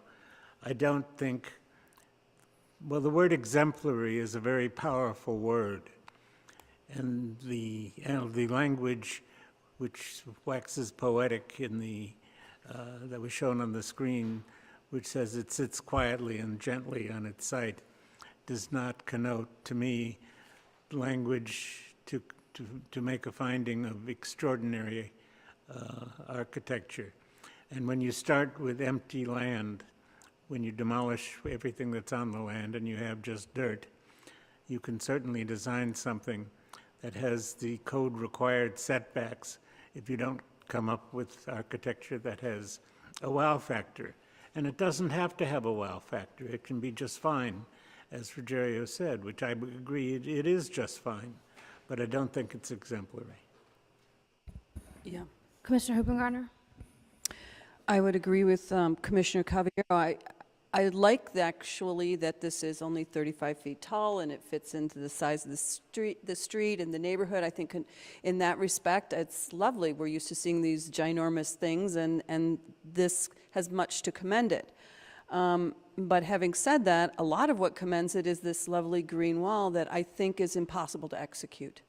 That the plant specified, you could change the plant, but the plant specified is a Mexican creeper. You say Mexico, you say sun. This is on the north side of the building. It's not going to get any sun. It's not going to be able to achieve this green wall. And certainly in a planter box that's 1 foot deep, when you put the gravel drainage material in there, the fabric drain, the fabric, landscape fabric, the gravel, soil, and you're going to have it set down a bit in order so the soil doesn't just overflow over the top of the planter, which leaves you about 6 inches to 8 inches tops of soil to grow a 10-foot vine with something that's a very big tuberous plant that's just, I don't think, going to fit into this box at all. So the green is lovely. Everybody knows I'm all for green, but my question and my request of staff was to see what this would look like if the green fails. If the green can't grow, what will this look like? And it will look significantly different than these renderings that we're looking at. I would love to see this executed. And I like your idea, Rogerio, about the screen enveloping and setting in a relief away from the building, and having the vines growing on that. But I feel that this is impossible to execute as designed. Commissioner Buckner? I think my earlier question to staff with regard to exemplary design, I have a hard time looking at these renderings and finding that this is exemplary. It looks very ordinary to me. And I think putting some metal lattice stuff around it, and we just saw the material, it doesn't seem architecturally so outstanding to give this an exemplary status. And I'm not prepared at this time, for the same reasons that the commissioners already talked, to approve the project. So I would vote against moving this forward. Commissioner Erickson? Thank you, Chair. I was very, upon looking at this, I think greeted with the same opinion of my fellow commissioners. I was very underwhelmed by the design. Having visited the site, I tried to envision its actual location there with this green, lush plant life coming out of the building, and I just couldn't see it there. And then going into the actual plans and renderings, I just don't think that it right now is a current fit with the neighborhood. And I actually agree with Commissioner Hoopengardner that I just don't see this project there right now. I do think it's getting somewhere. It reminds me of a building I lived in when I lived in Santa Monica, but that had zero plant life. But that's all I kept seeing when I was here looking at this building, because that building had the same facade with these second-story bedrooms coming out, very, very, very similar, but all the plants there died. They tried to do plants and it died. And so I was very concerned. I also was very concerned with the surrounding buildings. I think that they will have a different impact on the neighborhood. I don't know if this building fits in with that specific neighborhood. I agree with Commissioner Calviero that other buildings in the neighborhood have a better design than this one, and I would like to see it also come back at a future date. Commissioner Bass, do you have any comments? Yeah, I had a hang up on the exemplary design concept as well. And although I understand exemplary doesn't mean it needs to have a wow factor by our traditional definition of that, I also think that exemplary has to be something more than okay. And I think that's where this lands for me. So I couldn't make the findings to make this exemplary. Thank you. So I'll weigh in here. So this is one of the reasons why I posited this question to staff earlier, is the applicant. I don't think it's so much about, I feel that there's some confusion up here about how not just what exemplary design is within the context of how the city considers projects, but how it's been applied historically, because there's not been an even application of this terminology across kind of the history of our urban designers. In the John Chase era, it's been explained to me, exemplary design was very much used, it was given to almost all projects, as I understood it. And in the past, as with our most recent urban designer, it was applied in a much more sparing way. So I think that's where a lot of the confusion up here is stemming from, and I think what would be helpful is an explanation, whether it's for this project, should it come back, or for future projects that are going to employ this terminology, to explain how we expect to be applying it going forward and how consistent that will be. I think that's kind of the crux of some of the confusion, because the word exemplary connotes something outstanding or unordinary in nature, and I don't think that that's, as you did a really good job of explaining that, David, that's not how we define it as a city. So I think maybe at a future meeting soon, there's an explanation from Gwen about how this is being applied. Just gonna throw that out there. So if we're using the oldest application of exemplary in the city, I'm okay with that going forward, as long as it's used consistently for other projects of this kind. That being said, I'd also say that I actually think it's an okay project. We've approved things that are not as attractive as this. I'll just come out and say it. We have. That's a fact. I I think where I struggle a little bit is with our obligation to the public to make sure that we are approving when we are considering projects, that we, as well as the public, have an opportunity to review renderings and mocks that are true to how the project will look in its final form and are as finished as possible. And I think based on some of the feedback that I'm hearing up here from my fellow commissioners, that we don't feel it's in kind of finished, or it's still in a little bit of rough form.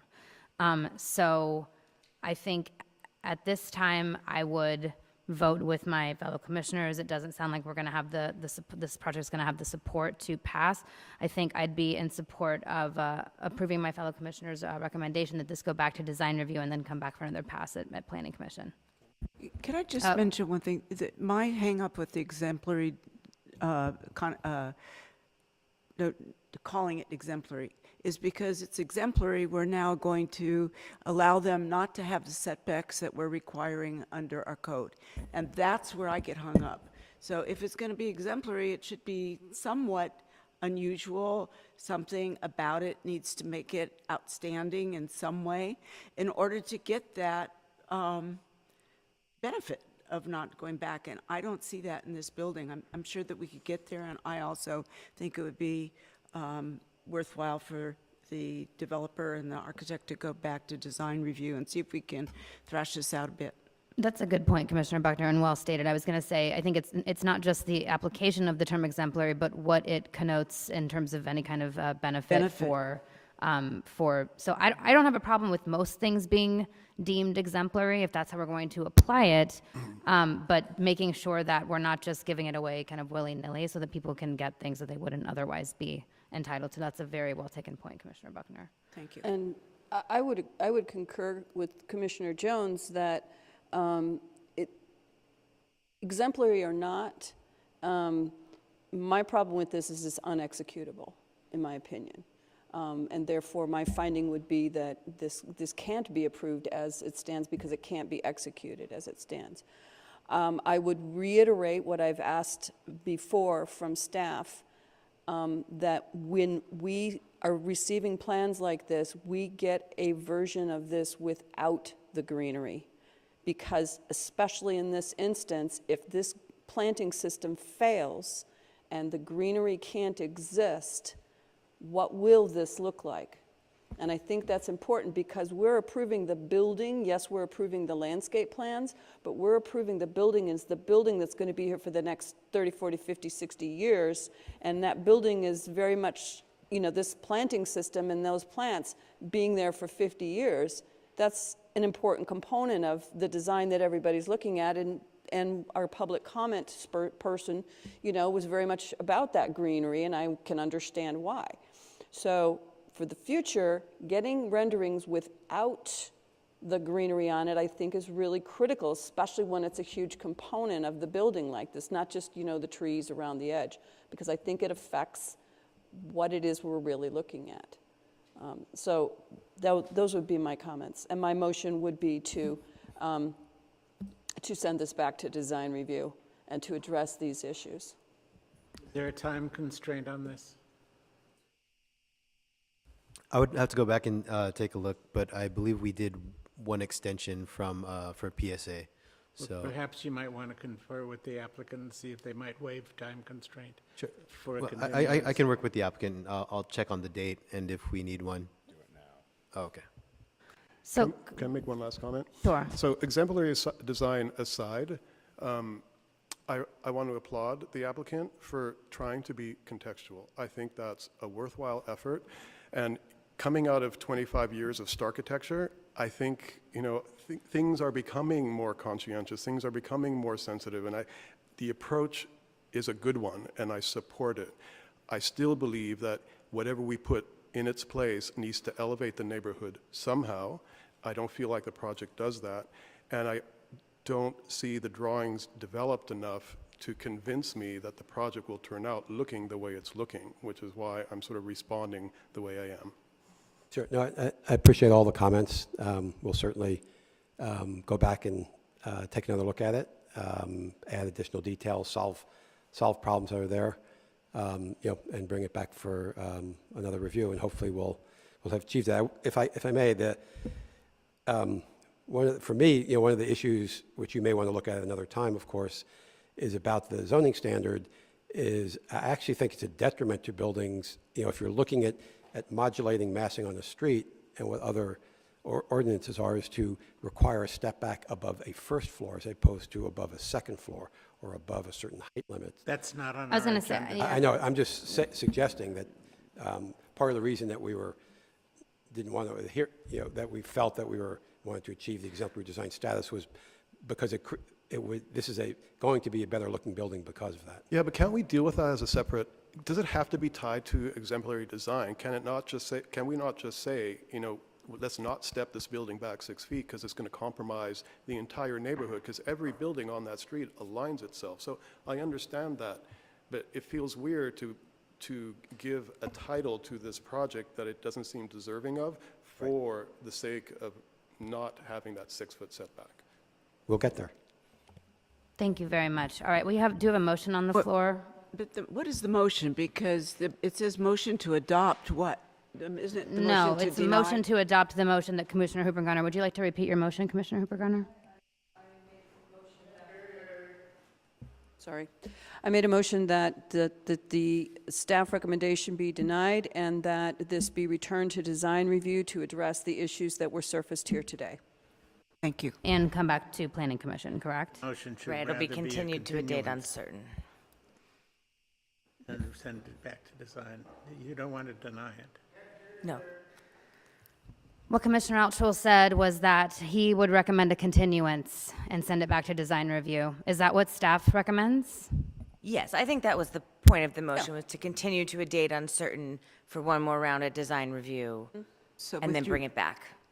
Are we withdrawing the motion then? No, I think we're just clarifying the motion. Whether we call it a denial or a continuance, the point Right, is... it's not a project denial. Do-over. A look at the, So to clarify the Design. motion, we're recommending a continuance To a date to a date uncertain. uncertain with Tripp's background for this project through design review and planning commission. And we'll call the question.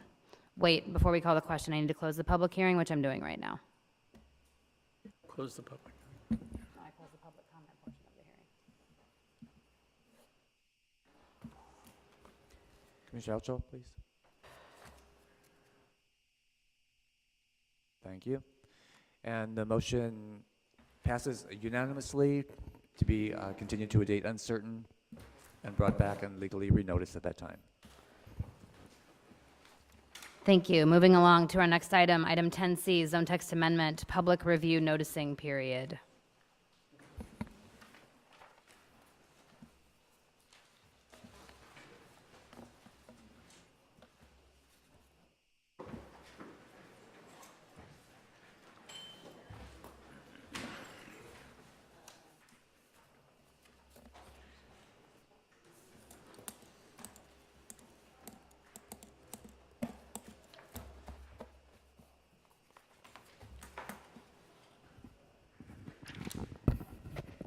Thank you, Madam Chair, Commissioners. The item before you is a noticing period increase zone text amendment. I'll just briefly go through this. It's a pretty basic zone text amendment. Just for some context, in February, the City Council approved a shift from Planning Commission to Director approval of certain multifamily projects. And then in June 2018, they directed staff to not only update the public notice formats, but also increase the public review for director-approved projects from 10 to 28 days. So that's why we're here. So in these sections of the zoning code for director-approved development permit notice, you not only post the property with a 12-square-foot sign, that's going to remain the same, but the 10-day review period will be increased to 28 days. So we'll keep the posting of the 12-square-foot sign, increase the review period. The intent is really to give the public more time to review the project, provide input before it is potentially approved. So again, Planning Commission recommendation, City Council adoption, and we're open for questions. Thank you, Jerry. Do we have any questions for staff? Commissioner Erickson? Was this heard at the Chamber of Commerce's GAC committee? This item was not presented to the GAC, but I did have a conversation with Genevieve, who said the chamber did not have comments on it at this time. They did not have comments at this time. I guess the only reason why I ask it is because I know that they are currently at their event, and I know that members of the business community may actually have comments on this, but because when it comes down to planning something of that nature and the large scale that it is, I am a little concerned that it wasn't presented to the GAC specifically to provide their input. And I know she said that they didn't have input at this time, but I don't know if it means at this time because we're so busy and we have to prioritize, or does it mean, we don't have comments at this time because for whatever reason they may have. So, I just think it's, something that I would hope this commission would consider, specifically because the business community is nothing but not vocal with issues regarding this type of stuff. Are we just going to, this is just for questions of staff or? Questions of staff, correct. Any other questions of staff this time? Yes. What is the rationale for removing the noticing by mail?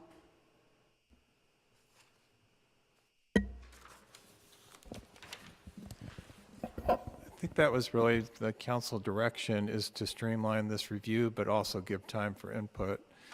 And, that's, unless you have another reason for that.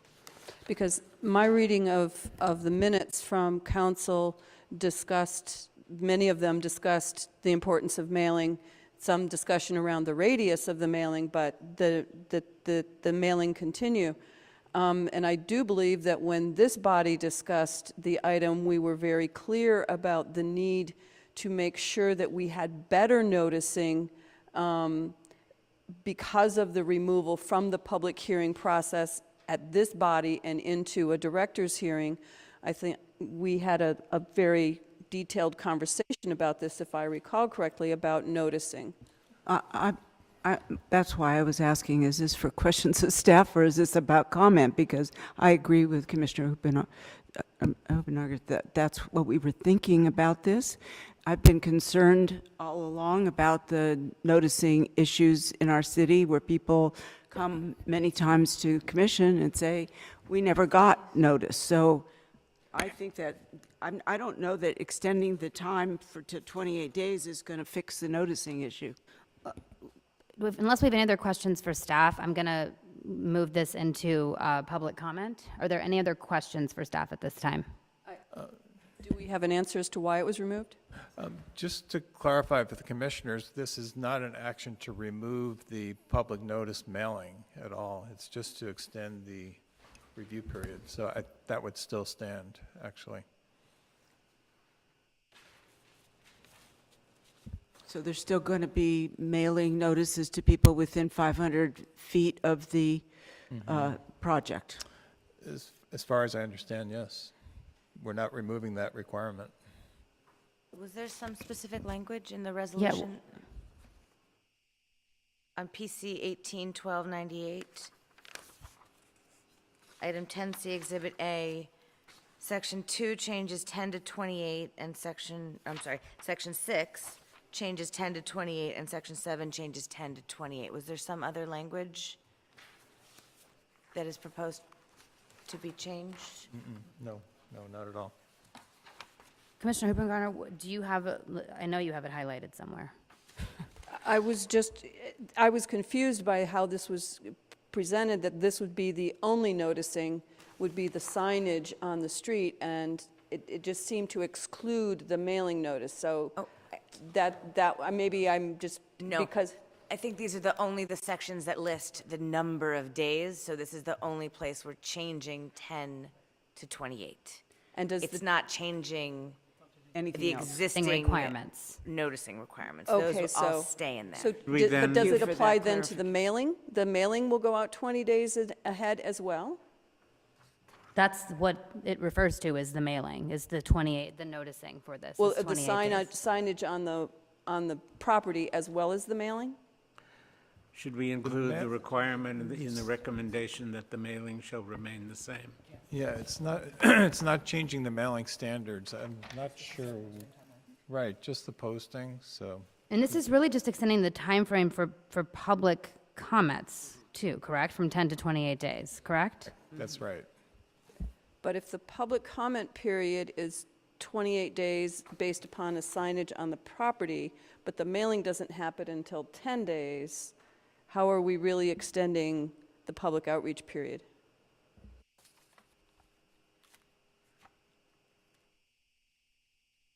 Well, I think the direct neighbors would be able to see the signage, but we weren't directed to change the noticing for the mail out at all. The sign on the project site, it says in the staff report, has to be posted for 28 days. With the risk of getting into the comment period here, you know, I don't walk on the street behind me, I walk on my street, and I could have a posting on the building exactly out my back door, and I wouldn't necessarily see a street sign. I would get my mailing. Yeah. So this is the comment.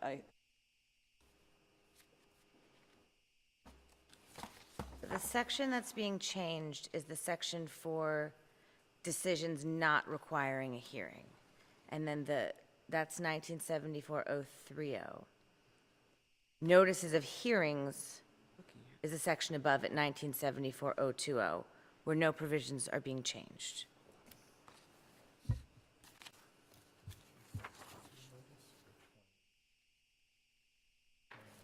No, she's correct. It's 10 days mailing notice. That's for public hearings. This section that you're changing is for decisions that do not require a public hearing. It's for a director's hearing, correct? So does that then apply to both the mailing and the posting, the 28 days? Nope, these are decisions that don't have a hearing, they only have posting. And so the posting is going from 10 days to 28 days. And how many days do they have after they receive the mailing? I Or don't don't think they? they get a mailing. There's no There mailing. isn't a mailing. That's the issue, I think that we're That was the talking about. issue that we surfaced when we discussed this item, and we all said, if we take all of these properties that from 4 to 11 units or 4 to 10 units and move them into a director's hearing, I think we were all very clear about the importance of then making sure that those notices were mailed.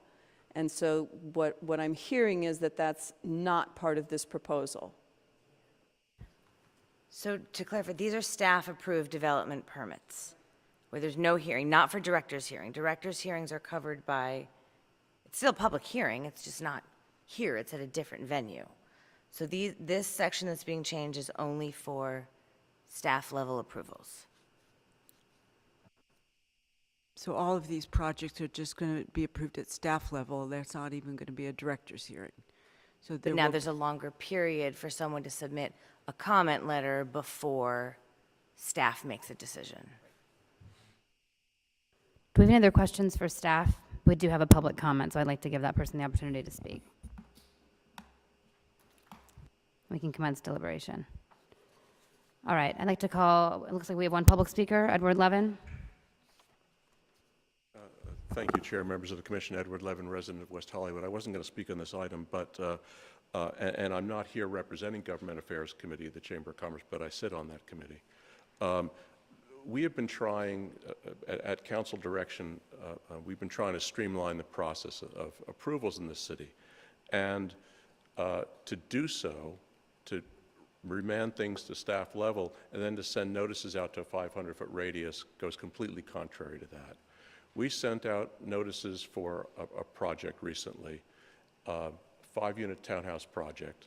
1,100 mailers had to go out, and they had to be done actually twice. And I have sitting in my office now a stack of about 80 for each one of those mailings that came back undeliverable.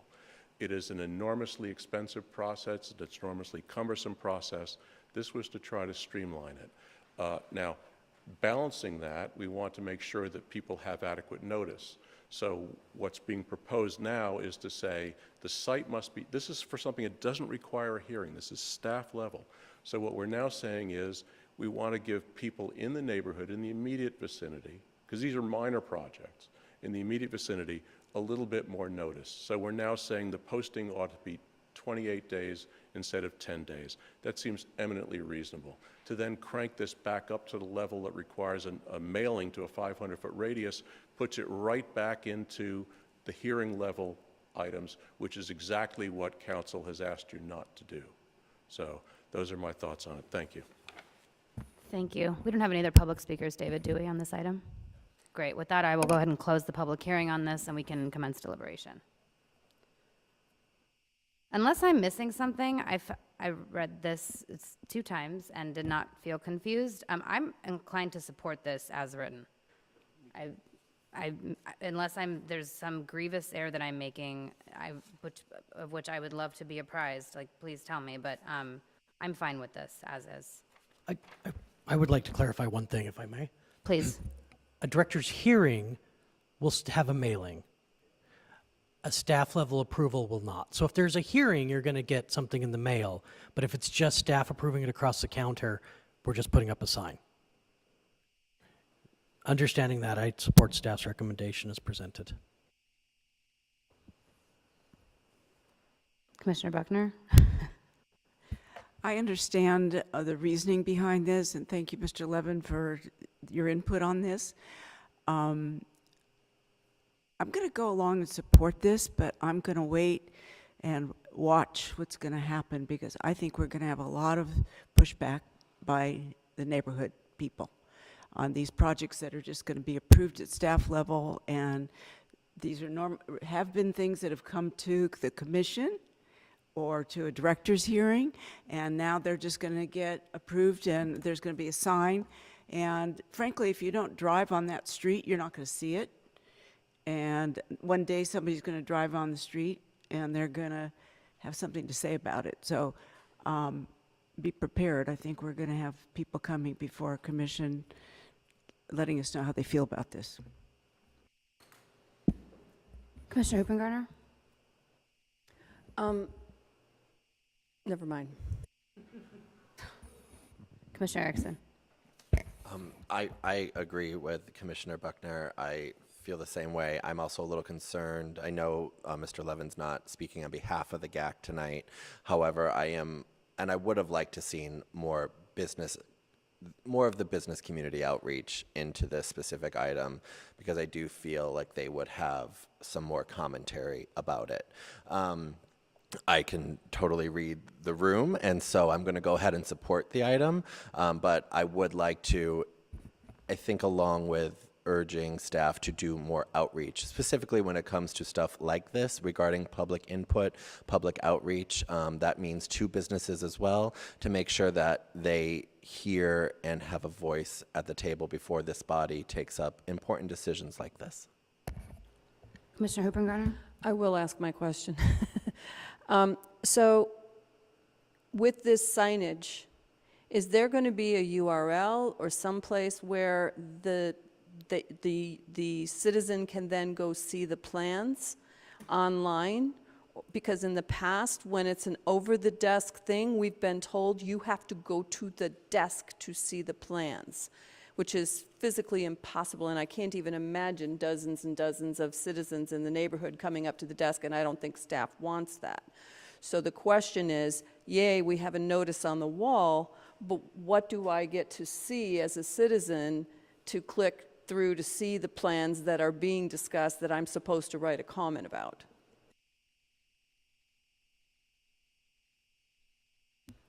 I apologize. I don't know exactly what's posted online. In the city's info map site, there are some project images that are available, and then the contact information for the planner is also on the sign, and so they could make images available to the public. So a couple of project images, but not plans or anything? I don't want to say the wrong thing right now. I'm not sure exactly what's posted, but we can get back to you on that. I would think that that would be an important component to this, because just having a sign that says, hey, this thing is going to happen, without any access to real information about what the proposed project is, I don't see that that would be particularly helpful. I tend to agree. I believe that we need to be able to see those things. I know I reached out for one in my neighborhood where there was just a sign and was told by the planning department that those images and plans were proprietary, so they couldn't share them with me. So we need to make sure we have, I don't know how we do that, but making sure they're available. I've been told the same thing, And so. I'm not so much, I'm concerned about the plans, but I'm also concerned of all of a sudden, there's a building coming down and some others being built, and it impacts all the neighbors, the noise, whatever happens. And I don't know. I'm a little uncomfortable with this, but like I said, I'm going to support it because I know that the purpose is the streamlining, and it's been on direction of council. So I'm going to trust our council members that they have strong feelings about wanting this to happen, so. Any other comments from commissioners? I just want to say for the record too, I mean, I'm never going to be one to quell, public comment. I am hugely appreciative of every single person who spends time to come here every time and takes time out of their evenings and days to come here and make comments to us. But we also regularly hear that people who come here don't get notices, even though they're in the noticing area. So I know that we have discussed here at great length some of the issues with our noticing system. I am okay with this change. I appreciate everyone's comments. Commissioner Altschul? I think the recommendation should include a notice, a statement to the council that there was concern over whether or not there should be written notice, and they should examine that one way or the other. By notice, you mean a mailing notice specifically? The notice. Looks like we have a motion on the floor. Commissioner Erickson? Just state your motion. So I am moving staff's recommendation, but I'm happy to include Commissioner Alschul's comments as well. And Commissioner Could we Bass? include my recommendation that access to the actual images be available online? I don't see a problem with that, so I'm okay with that. Asking council to study both of those items, I support that. Okay, well, I believe I closed the public hearing, but just in case I didn't, it's closed. Let's call the question.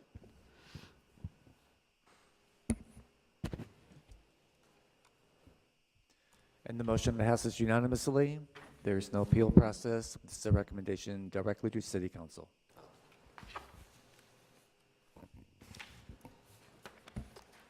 Moving on to item 10D, zone text amendment for clarifying affordable housing impact fee. Chair, may we take a 3-minute break? Sure, we can take a break. Taking a 3-minute break.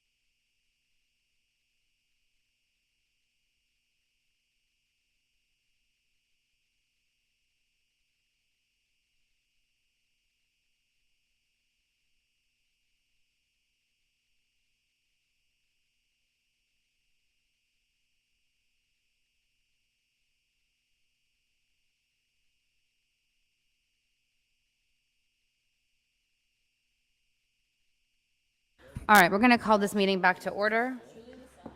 Moving on to item 10D, ZTA to clarify affordable housing impact fee. And again, Jerry Hittleman, welcome back.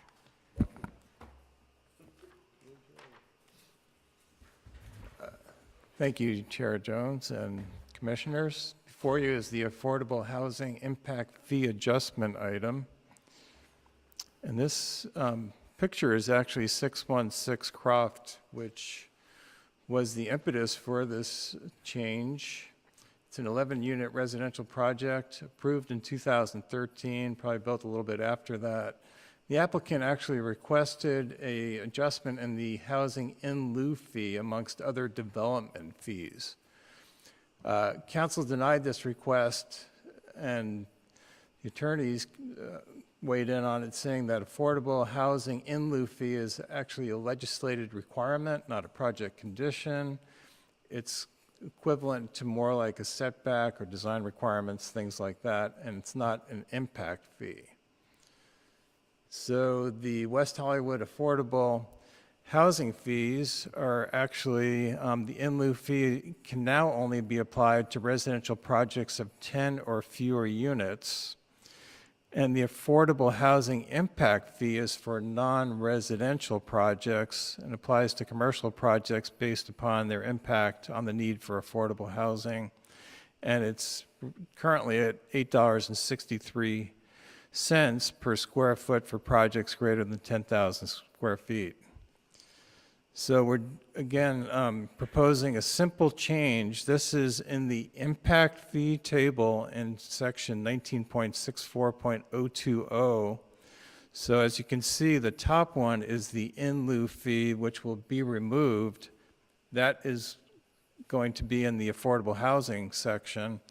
But there still is the commercial affordable housing impact fee, so we're making that very clear and adding that into this section. And this only applies to non-residential projects.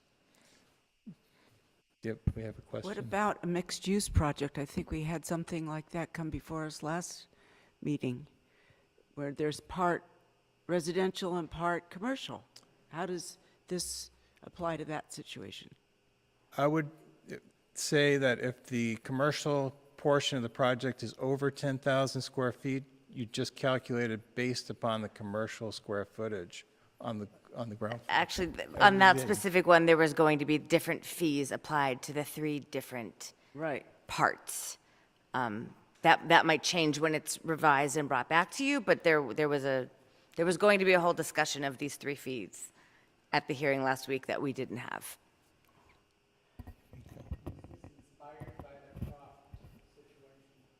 This is to remedy an ambiguity in the code that came to light through the Croft situation. Yes.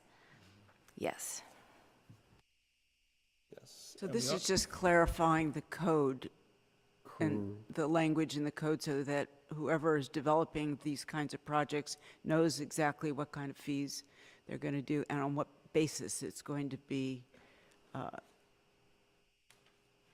Exactly, Yes. exactly. Chapter 1964 is only supposed to reference impact fees. The in lieu fee is referenced in 1922. So it's clarifying that. Right. And as you'll see, we also have a slight change in 19.22, which is the Affordable Housing Ordinance. It's actually incorrectly referred back to the impact fee section, so we're taking out that language. So we're just keeping the in lieu fee totally in the Affordable Housing Ordinance, and the commercial impact fee will sit in the impact fee section. So it's a clarification of these two fees. Jerry, can you just clarify one thing on page 2? Under affordable housing impact fee residential projects, you say this fee has been removed from the code as of yesterday. Yeah? That was part of when we rewrote Chapter 1922 a few months ago. That language was taken out of the code, the residential impact fee, not the in lieu fee, the residential impact fee that was supposed to apply to projects of more than 10 units. But To that respond- happened yesterday? No, it went into effect yesterday. So council approved it, had their second reading, you wait 30 days, and that ordinance just Got went it. into effect. Okay, that's why I was, yeah, thank you. Any other questions for, oh, sorry, Jerry, I want to let you finish your presentation. Are you finished? No. Yes, essentially finished. Again, this recommendation will go on to council. That's all. Okay, great. Thank you very much. Any questions for staff at this time? Any public comments?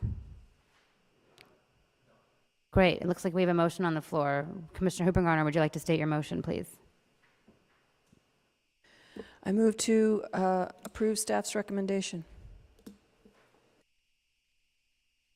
Great. We're closing the public hearing before the final vote.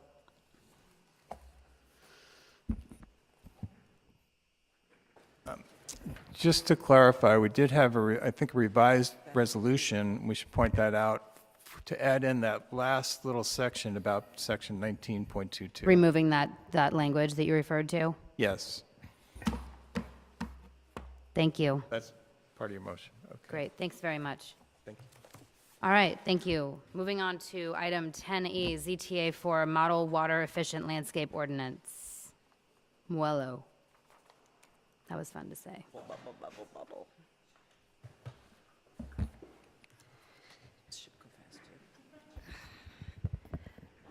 Good evening, Commissioners. My name is Robin Eason. I'm the Senior Sustainability Planner with the city. I bring forth to you tonight an item on water efficient landscaping. And this item seeks to align our zone text, our current zoning text with the current state requirements on this topic. And we wish to do this for a couple of reasons. One, the state's requirements are more up to date, more stringent, and more detailed on water efficient landscaping than our current zoning text. And also the state updates their requirements every 3 years. And so by striking out our current drought tolerant and irrigation requirements in our zoning text and referring to the state, will always be have the most up-to-date reference of water efficient landscaping requirements.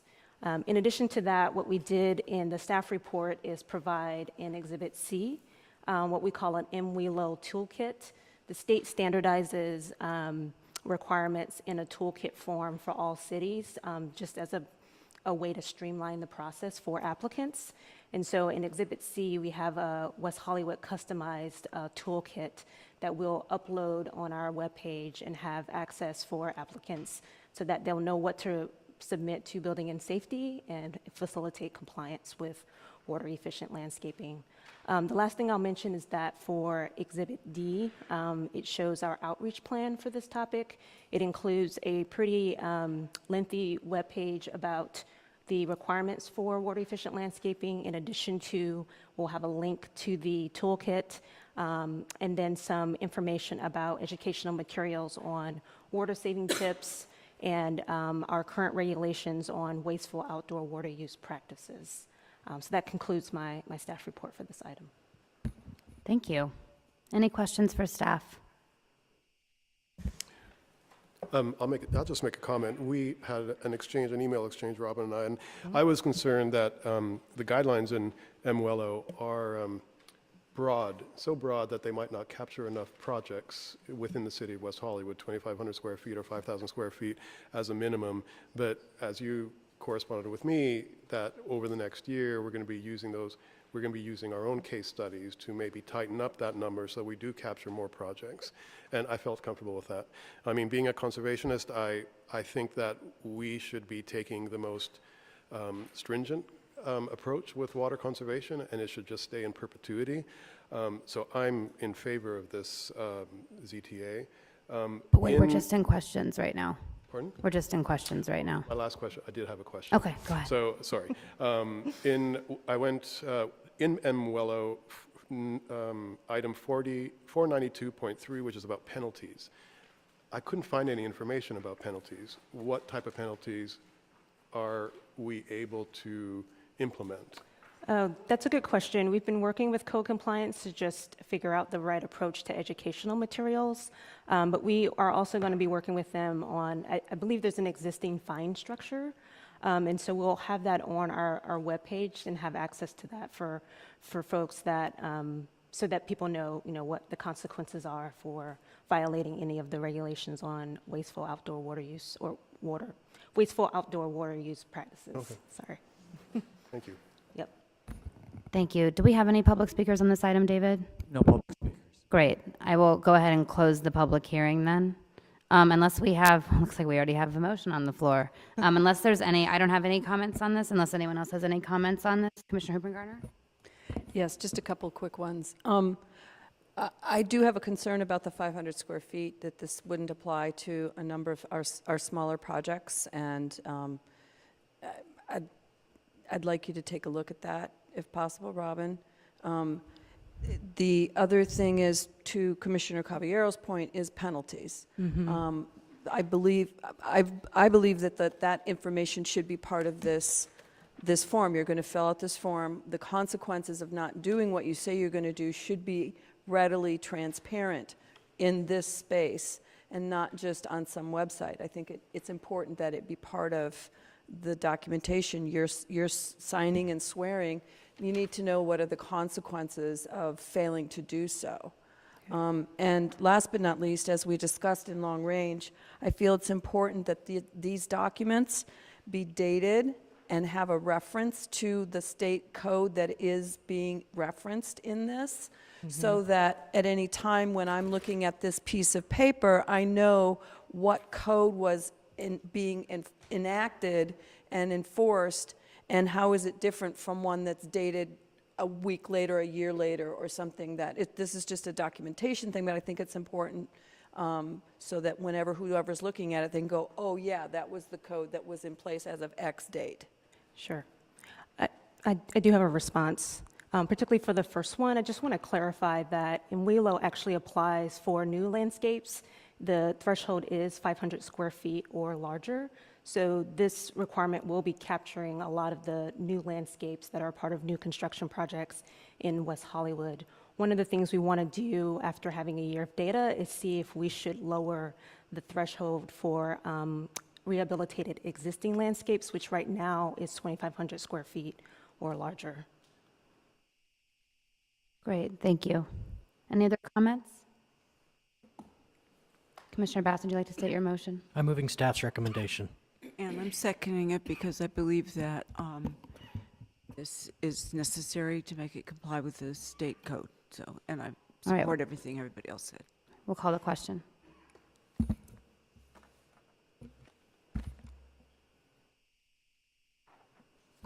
And the motion passes. Oh, David. All right, we're going to give David a break. Moving on to item 11A. We'll give David a break. New business. We have, our first item is the commercial building height measurement standards. Wait.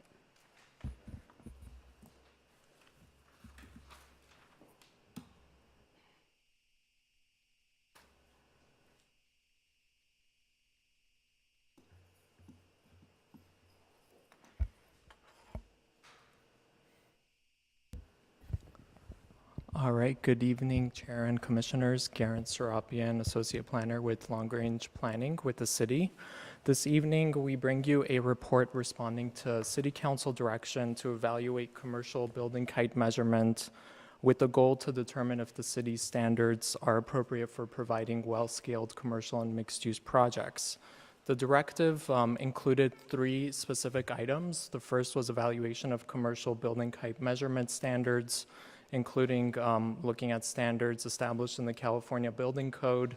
The second was looking at possible impacts when adjacent residential zoning limits results in a height difference on commercial properties of 2 stories or greater.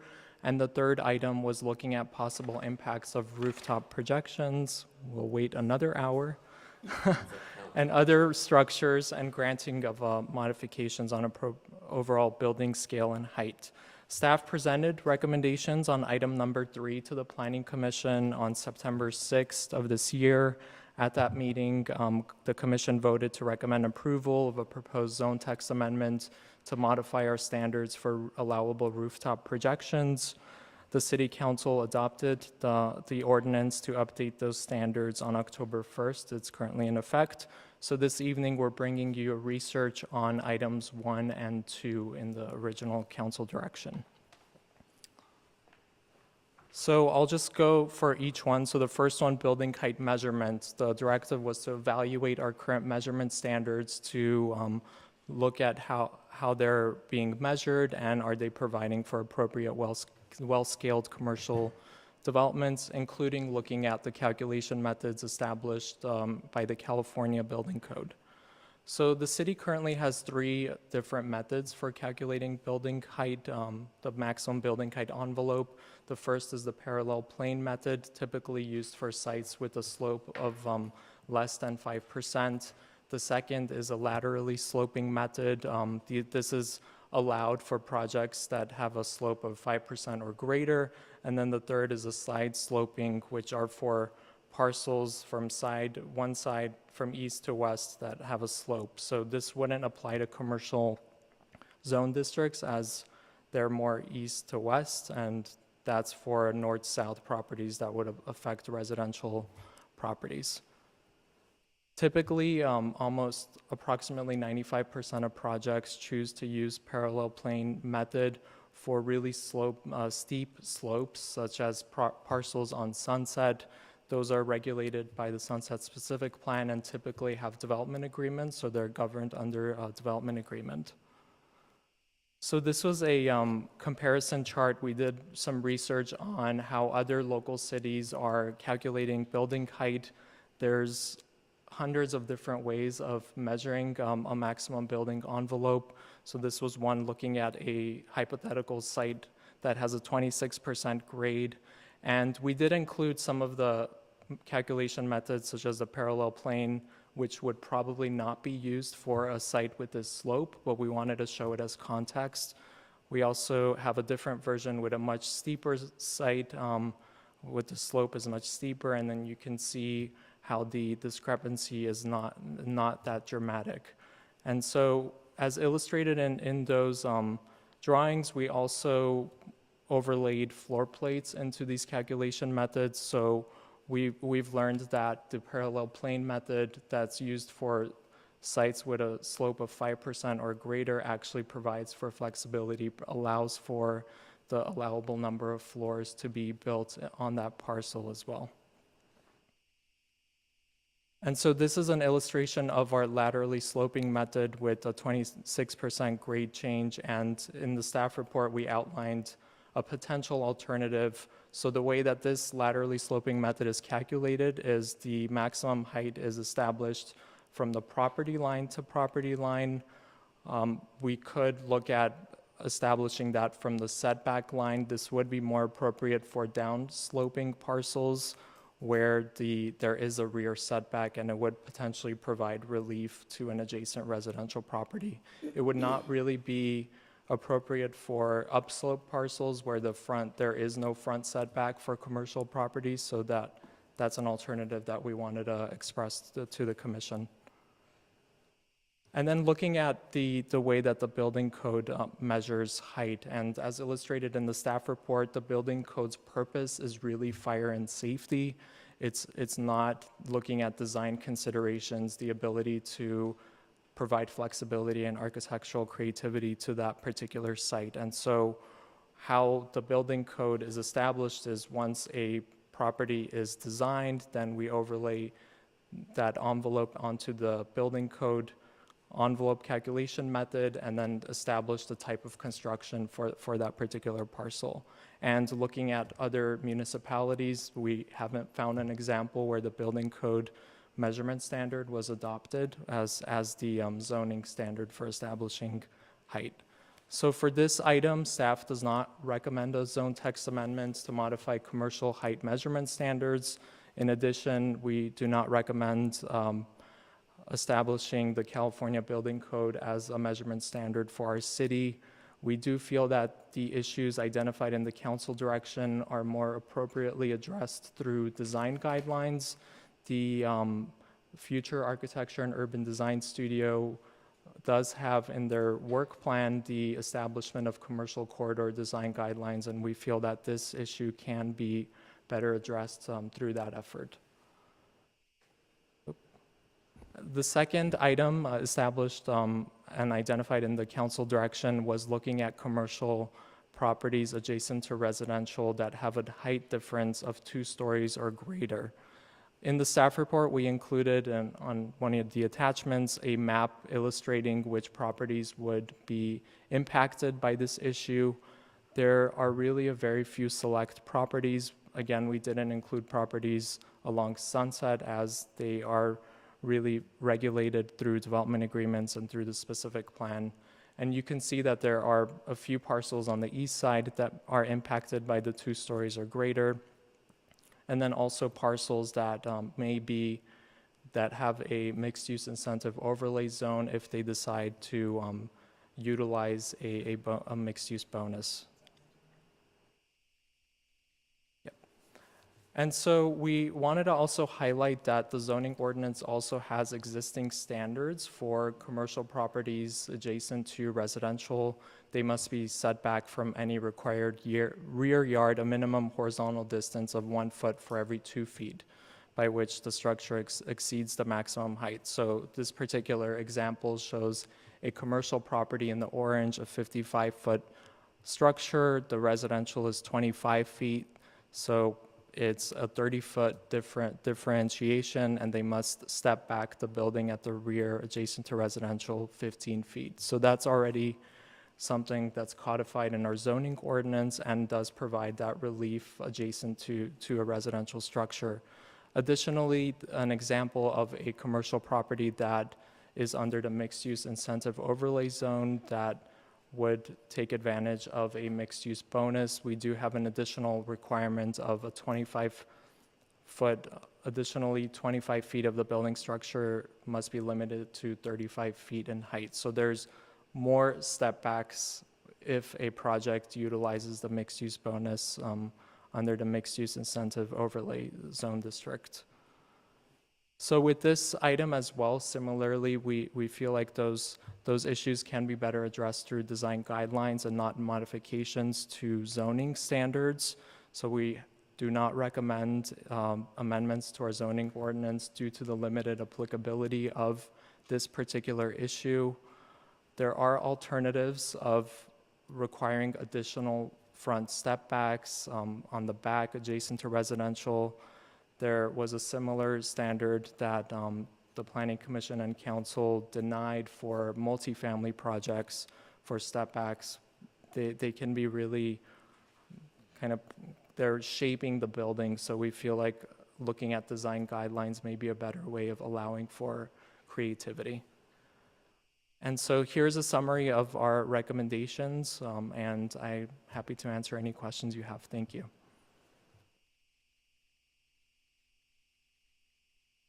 Thank you, Garen. Do we have any questions for staff at this time?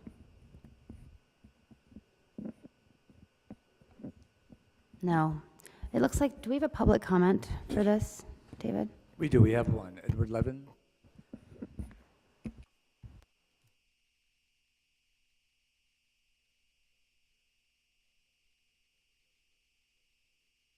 I urge you to support staff's recommendation in this case.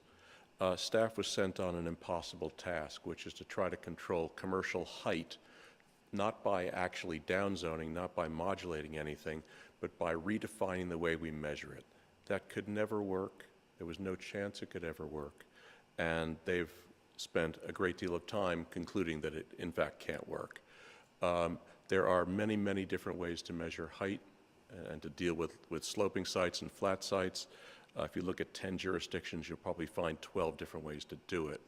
There's really no real consensus on it. There's no consensus on conforming it to the building code for reasons that were pretty well explained. They serve very different purposes. So the best answer, if there's no appreciably better way to do it than the way we do it now, then the best answer is don't change it. And I think the second recommendation, to have this looked at when we have an urban design studio in place, is exactly correct. That's the better way to handle this. Right now, again, there's no better way than the way we're doing it. There's no appreciably better way, no demonstrably better way, so there's no point in changing. Thank you very much. Thank you.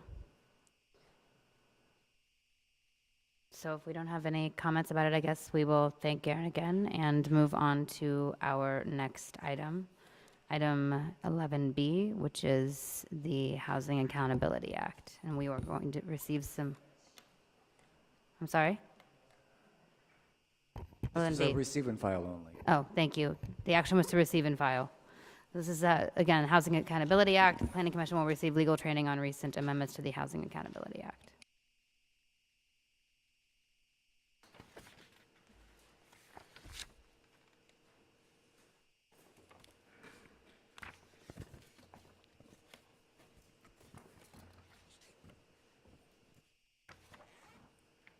You got a 40 slider for us there, City Attorney?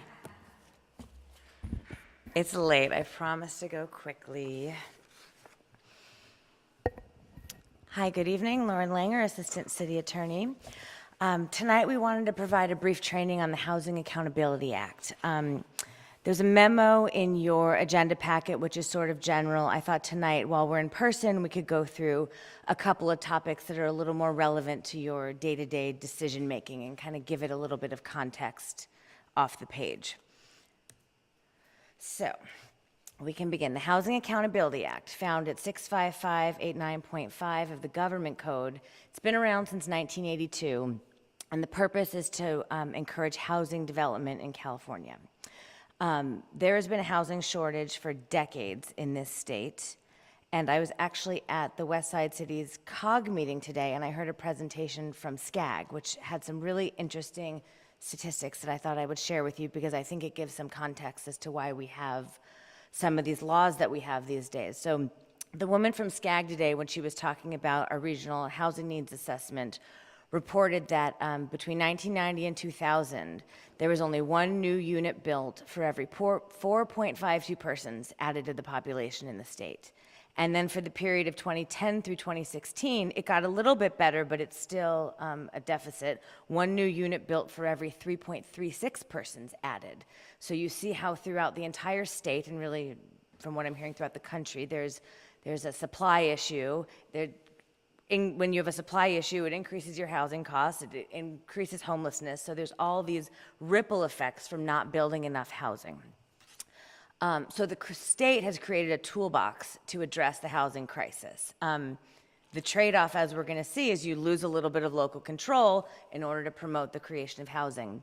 And a lot of the topics which we talk about frequently in that toolbox are the density bonus ordinance and state laws, CEQA streamlining provisions that have been adopted recently in order to streamline the housing approval process, which we've already talked about tonight.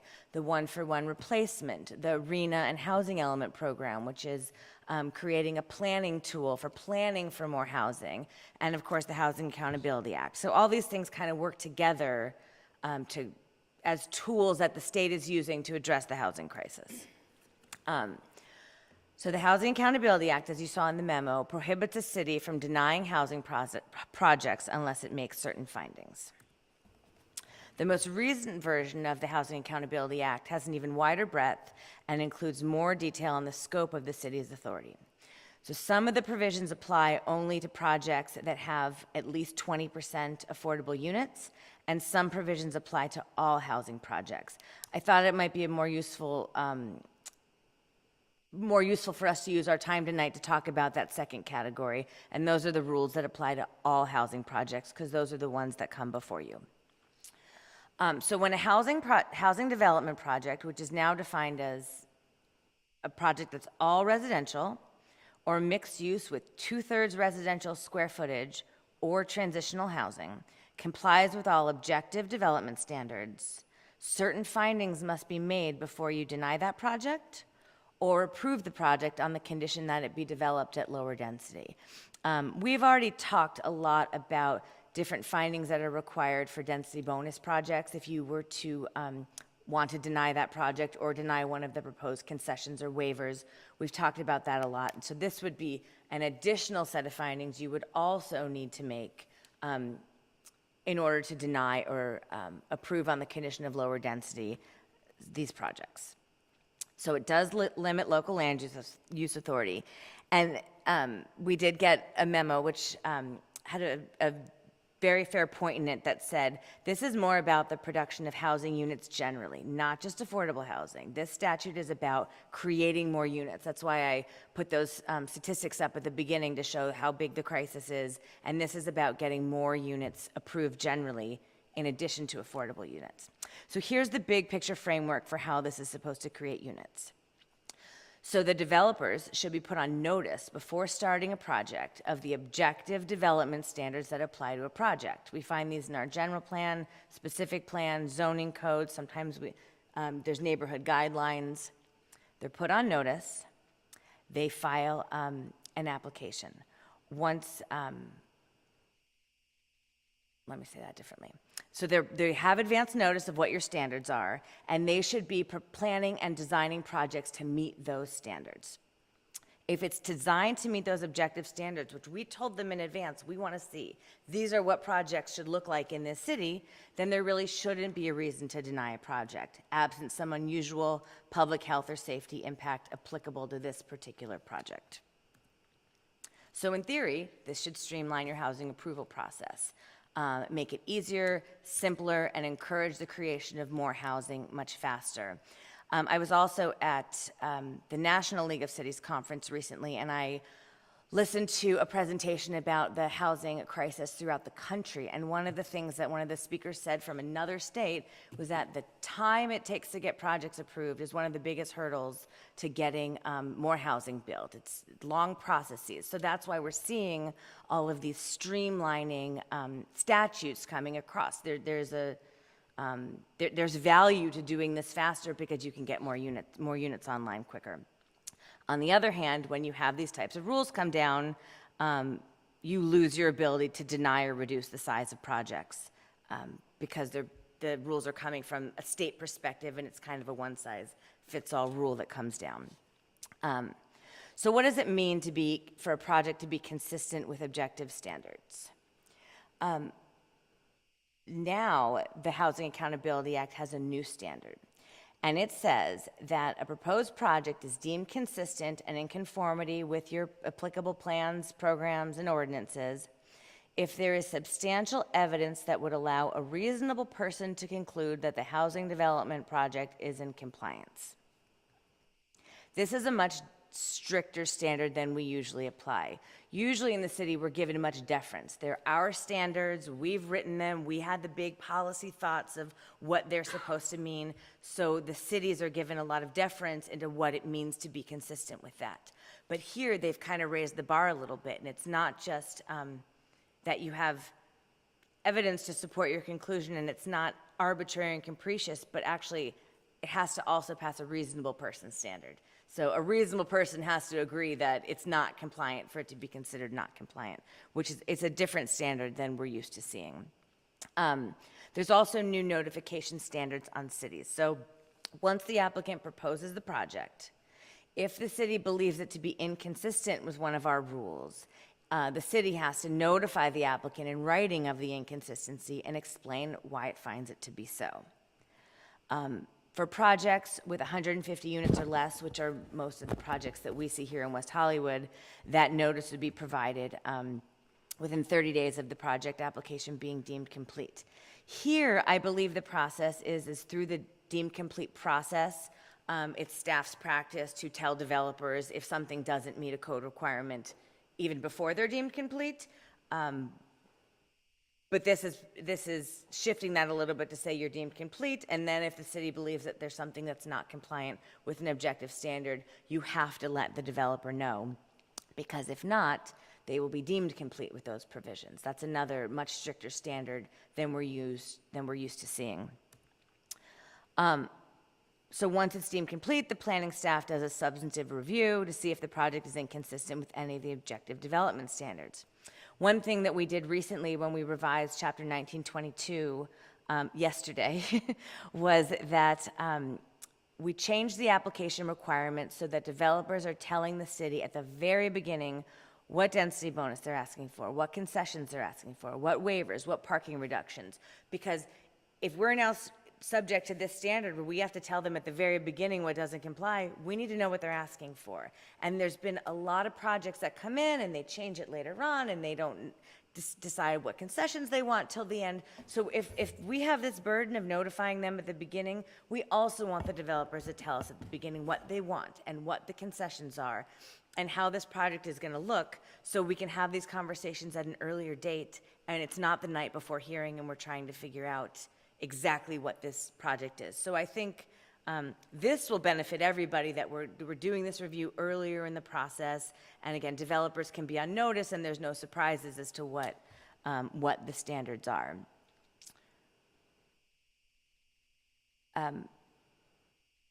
So when we talk about a project being consistent with objective development standards, density bonuses, affordable housing concessions and waivers, mixed-use bonuses, and other allowable incentives are still considered to meet objective development standards because they're authorized under our code. They're flexibility measures, but they're things that we offer under our code and state law. So just asking for a density bonus does not mean that you're inconsistent with our development standards. But projects that request legislative changes, variances, certain modifications, parking reductions, and other discretionary deviations from standards would not be subject to this heightened standard because they're not meeting our objective development standards. They're asking you for some sort of deviation. And so we thought it might be helpful moving forward if we note in staff reports if we think these extra findings apply or not. If the Housing Accountability Act applies to the project, it might just make everyone understand the process a little bit more. So that's something that we can do moving forward. So if the project meets all objective development standards, the review authority can only deny the project or impose design conditions that reduce the density by making findings that this project has a specific impact on health and safety that can't be mitigated. The act was recently amended to even heighten the standard of proof necessary to deny or condition the projects. So if a city wishes to deny the project or condition it on a lower density, they have to make written findings, and such findings were previously only required to be supported by substantial evidence. So you hear me say up here all the time, your findings have to be supported with substantial evidence based on what we've heard at the hearing. Now these findings have to be supported, the lawyers on the commission will appreciate this, by a preponderance of evidence in the record, which is a much higher standard than just substantial evidence. So the findings you have to make are very specific, and there has to be, an identified specific health or safety impact that you can identify from this project that can't be mitigated. The design complexities. So there are obvious benefits to having objective design standards under this framework because, as I mentioned, it puts everyone on notice at the beginning. It's very easy to comprehend that, what it meets, what it doesn't meet. But as we know, and we've talked about tonight and almost every night, design is a much more subjective concept, and it can be often difficult to capture, especially with the creative mind. It can be difficult to capture what you want to see in very objective, numerical, quantifiable standards. And it can inhibit creativity, and we are the creative city, and we like to see creative things and creative design. So it's a challenge. One thing I will say is that not all design conditions are related to density, and the statute says that you can't deny the project and you can't condition it on reduced density. So we have to find that ground as to where conditions that you want to place in a project are related to density and where they're just some design aspect of the project which isn't related to the provision of housing. A condition that lowers density, as it says in the statute, obviously if you are imposing a condition that reduces the number of dwelling units, that's reducing the density. It also includes conditions that have the same effect or impact on the ability of the project to provide housing. So that's what I was trying to say before, that there are some design conditions to reduce, a floor off the top is obviously going to reduce the number of units. Other things are really unrelated to housing. So when we're making policy decisions, we realize that all design standards cannot be objective, but as we think through all these zone text amendments that have been coming through, there is a value in this framework of having some objective design guidelines. It's a lot easier to process through this. We're also dealing with a code that we've had for many years, and there's lots of elements to it, and so we do the best we can to implement all of these things under these frameworks that we have, and then we change them as necessary to catch up with new laws that come down. One of the last things I'll say about some new changes to the Act is that there are substantial fines now for noncompliance. It used to be that a developer challenging would go to court, and then the court, if the city had violated the law, the court would tell the city to go comply with the law. Now they've strengthened the enforcement provisions. They can order the city to approve a project. If it acted in bad faith, it can impose some fines. And any further orders as necessary. So the enforcement provisions have also been heightened as well, and obviously we always take these things seriously, but that's important to note. So the reason we wanted to provide this training tonight is to give you a framework as you think through these projects. This stuff is not black and white. It can be very complicated. There's lots of nuances. But at least if we have this discussion, that we can have an open conversation as to what we can do, what we can't do, what are appropriate conditions, what are not appropriate conditions, and we can have that dialogue with projects, because there are some real limits on your land use authority through this law. But West Hollywood is a city that wants housing and encourages housing. We're not these cities that are out there denying projects right and left and developers are worried about. I think we can work in partnership with developers and still get the best projects that we want under this framework. We just have to, have open conversations and think through all these aspects and all work together, and I think it's very doable. So I hope this provided a little bit of framework as we process these projects. I'm happy to answer any questions. And moving forward, as these projects come through, I'm happy to answer any questions before meetings, at meetings, whenever it comes up, because it's not so simple and it's nuanced, as we say. Thank Great. you. Thank you, Lauren. Do we have any questions for our Assistant City Attorney? I just have one question. So theoretically, if a project comes to when a project comes before this commission, you would note if, well, we should already automatically assume that it complies with every part of this law. For example, if we were to act and find a preponderance of evidence to deny the project, for example, that limit is very high now. So we almost have to automatically approve housing projects. It's a very high bar to deny a housing project. If there was a specific safety concern that came up, it's going to happen in this room, and we're going to talk about, is that enough to deny it? What is the specific safety impact? And more importantly, is there a way to mitigate that safety impact? Because that's the second part of the finding. It's not just that there's a safety impact, it's that it can't be mitigated. So you have to try and find ways. I remember at one point we were talking about an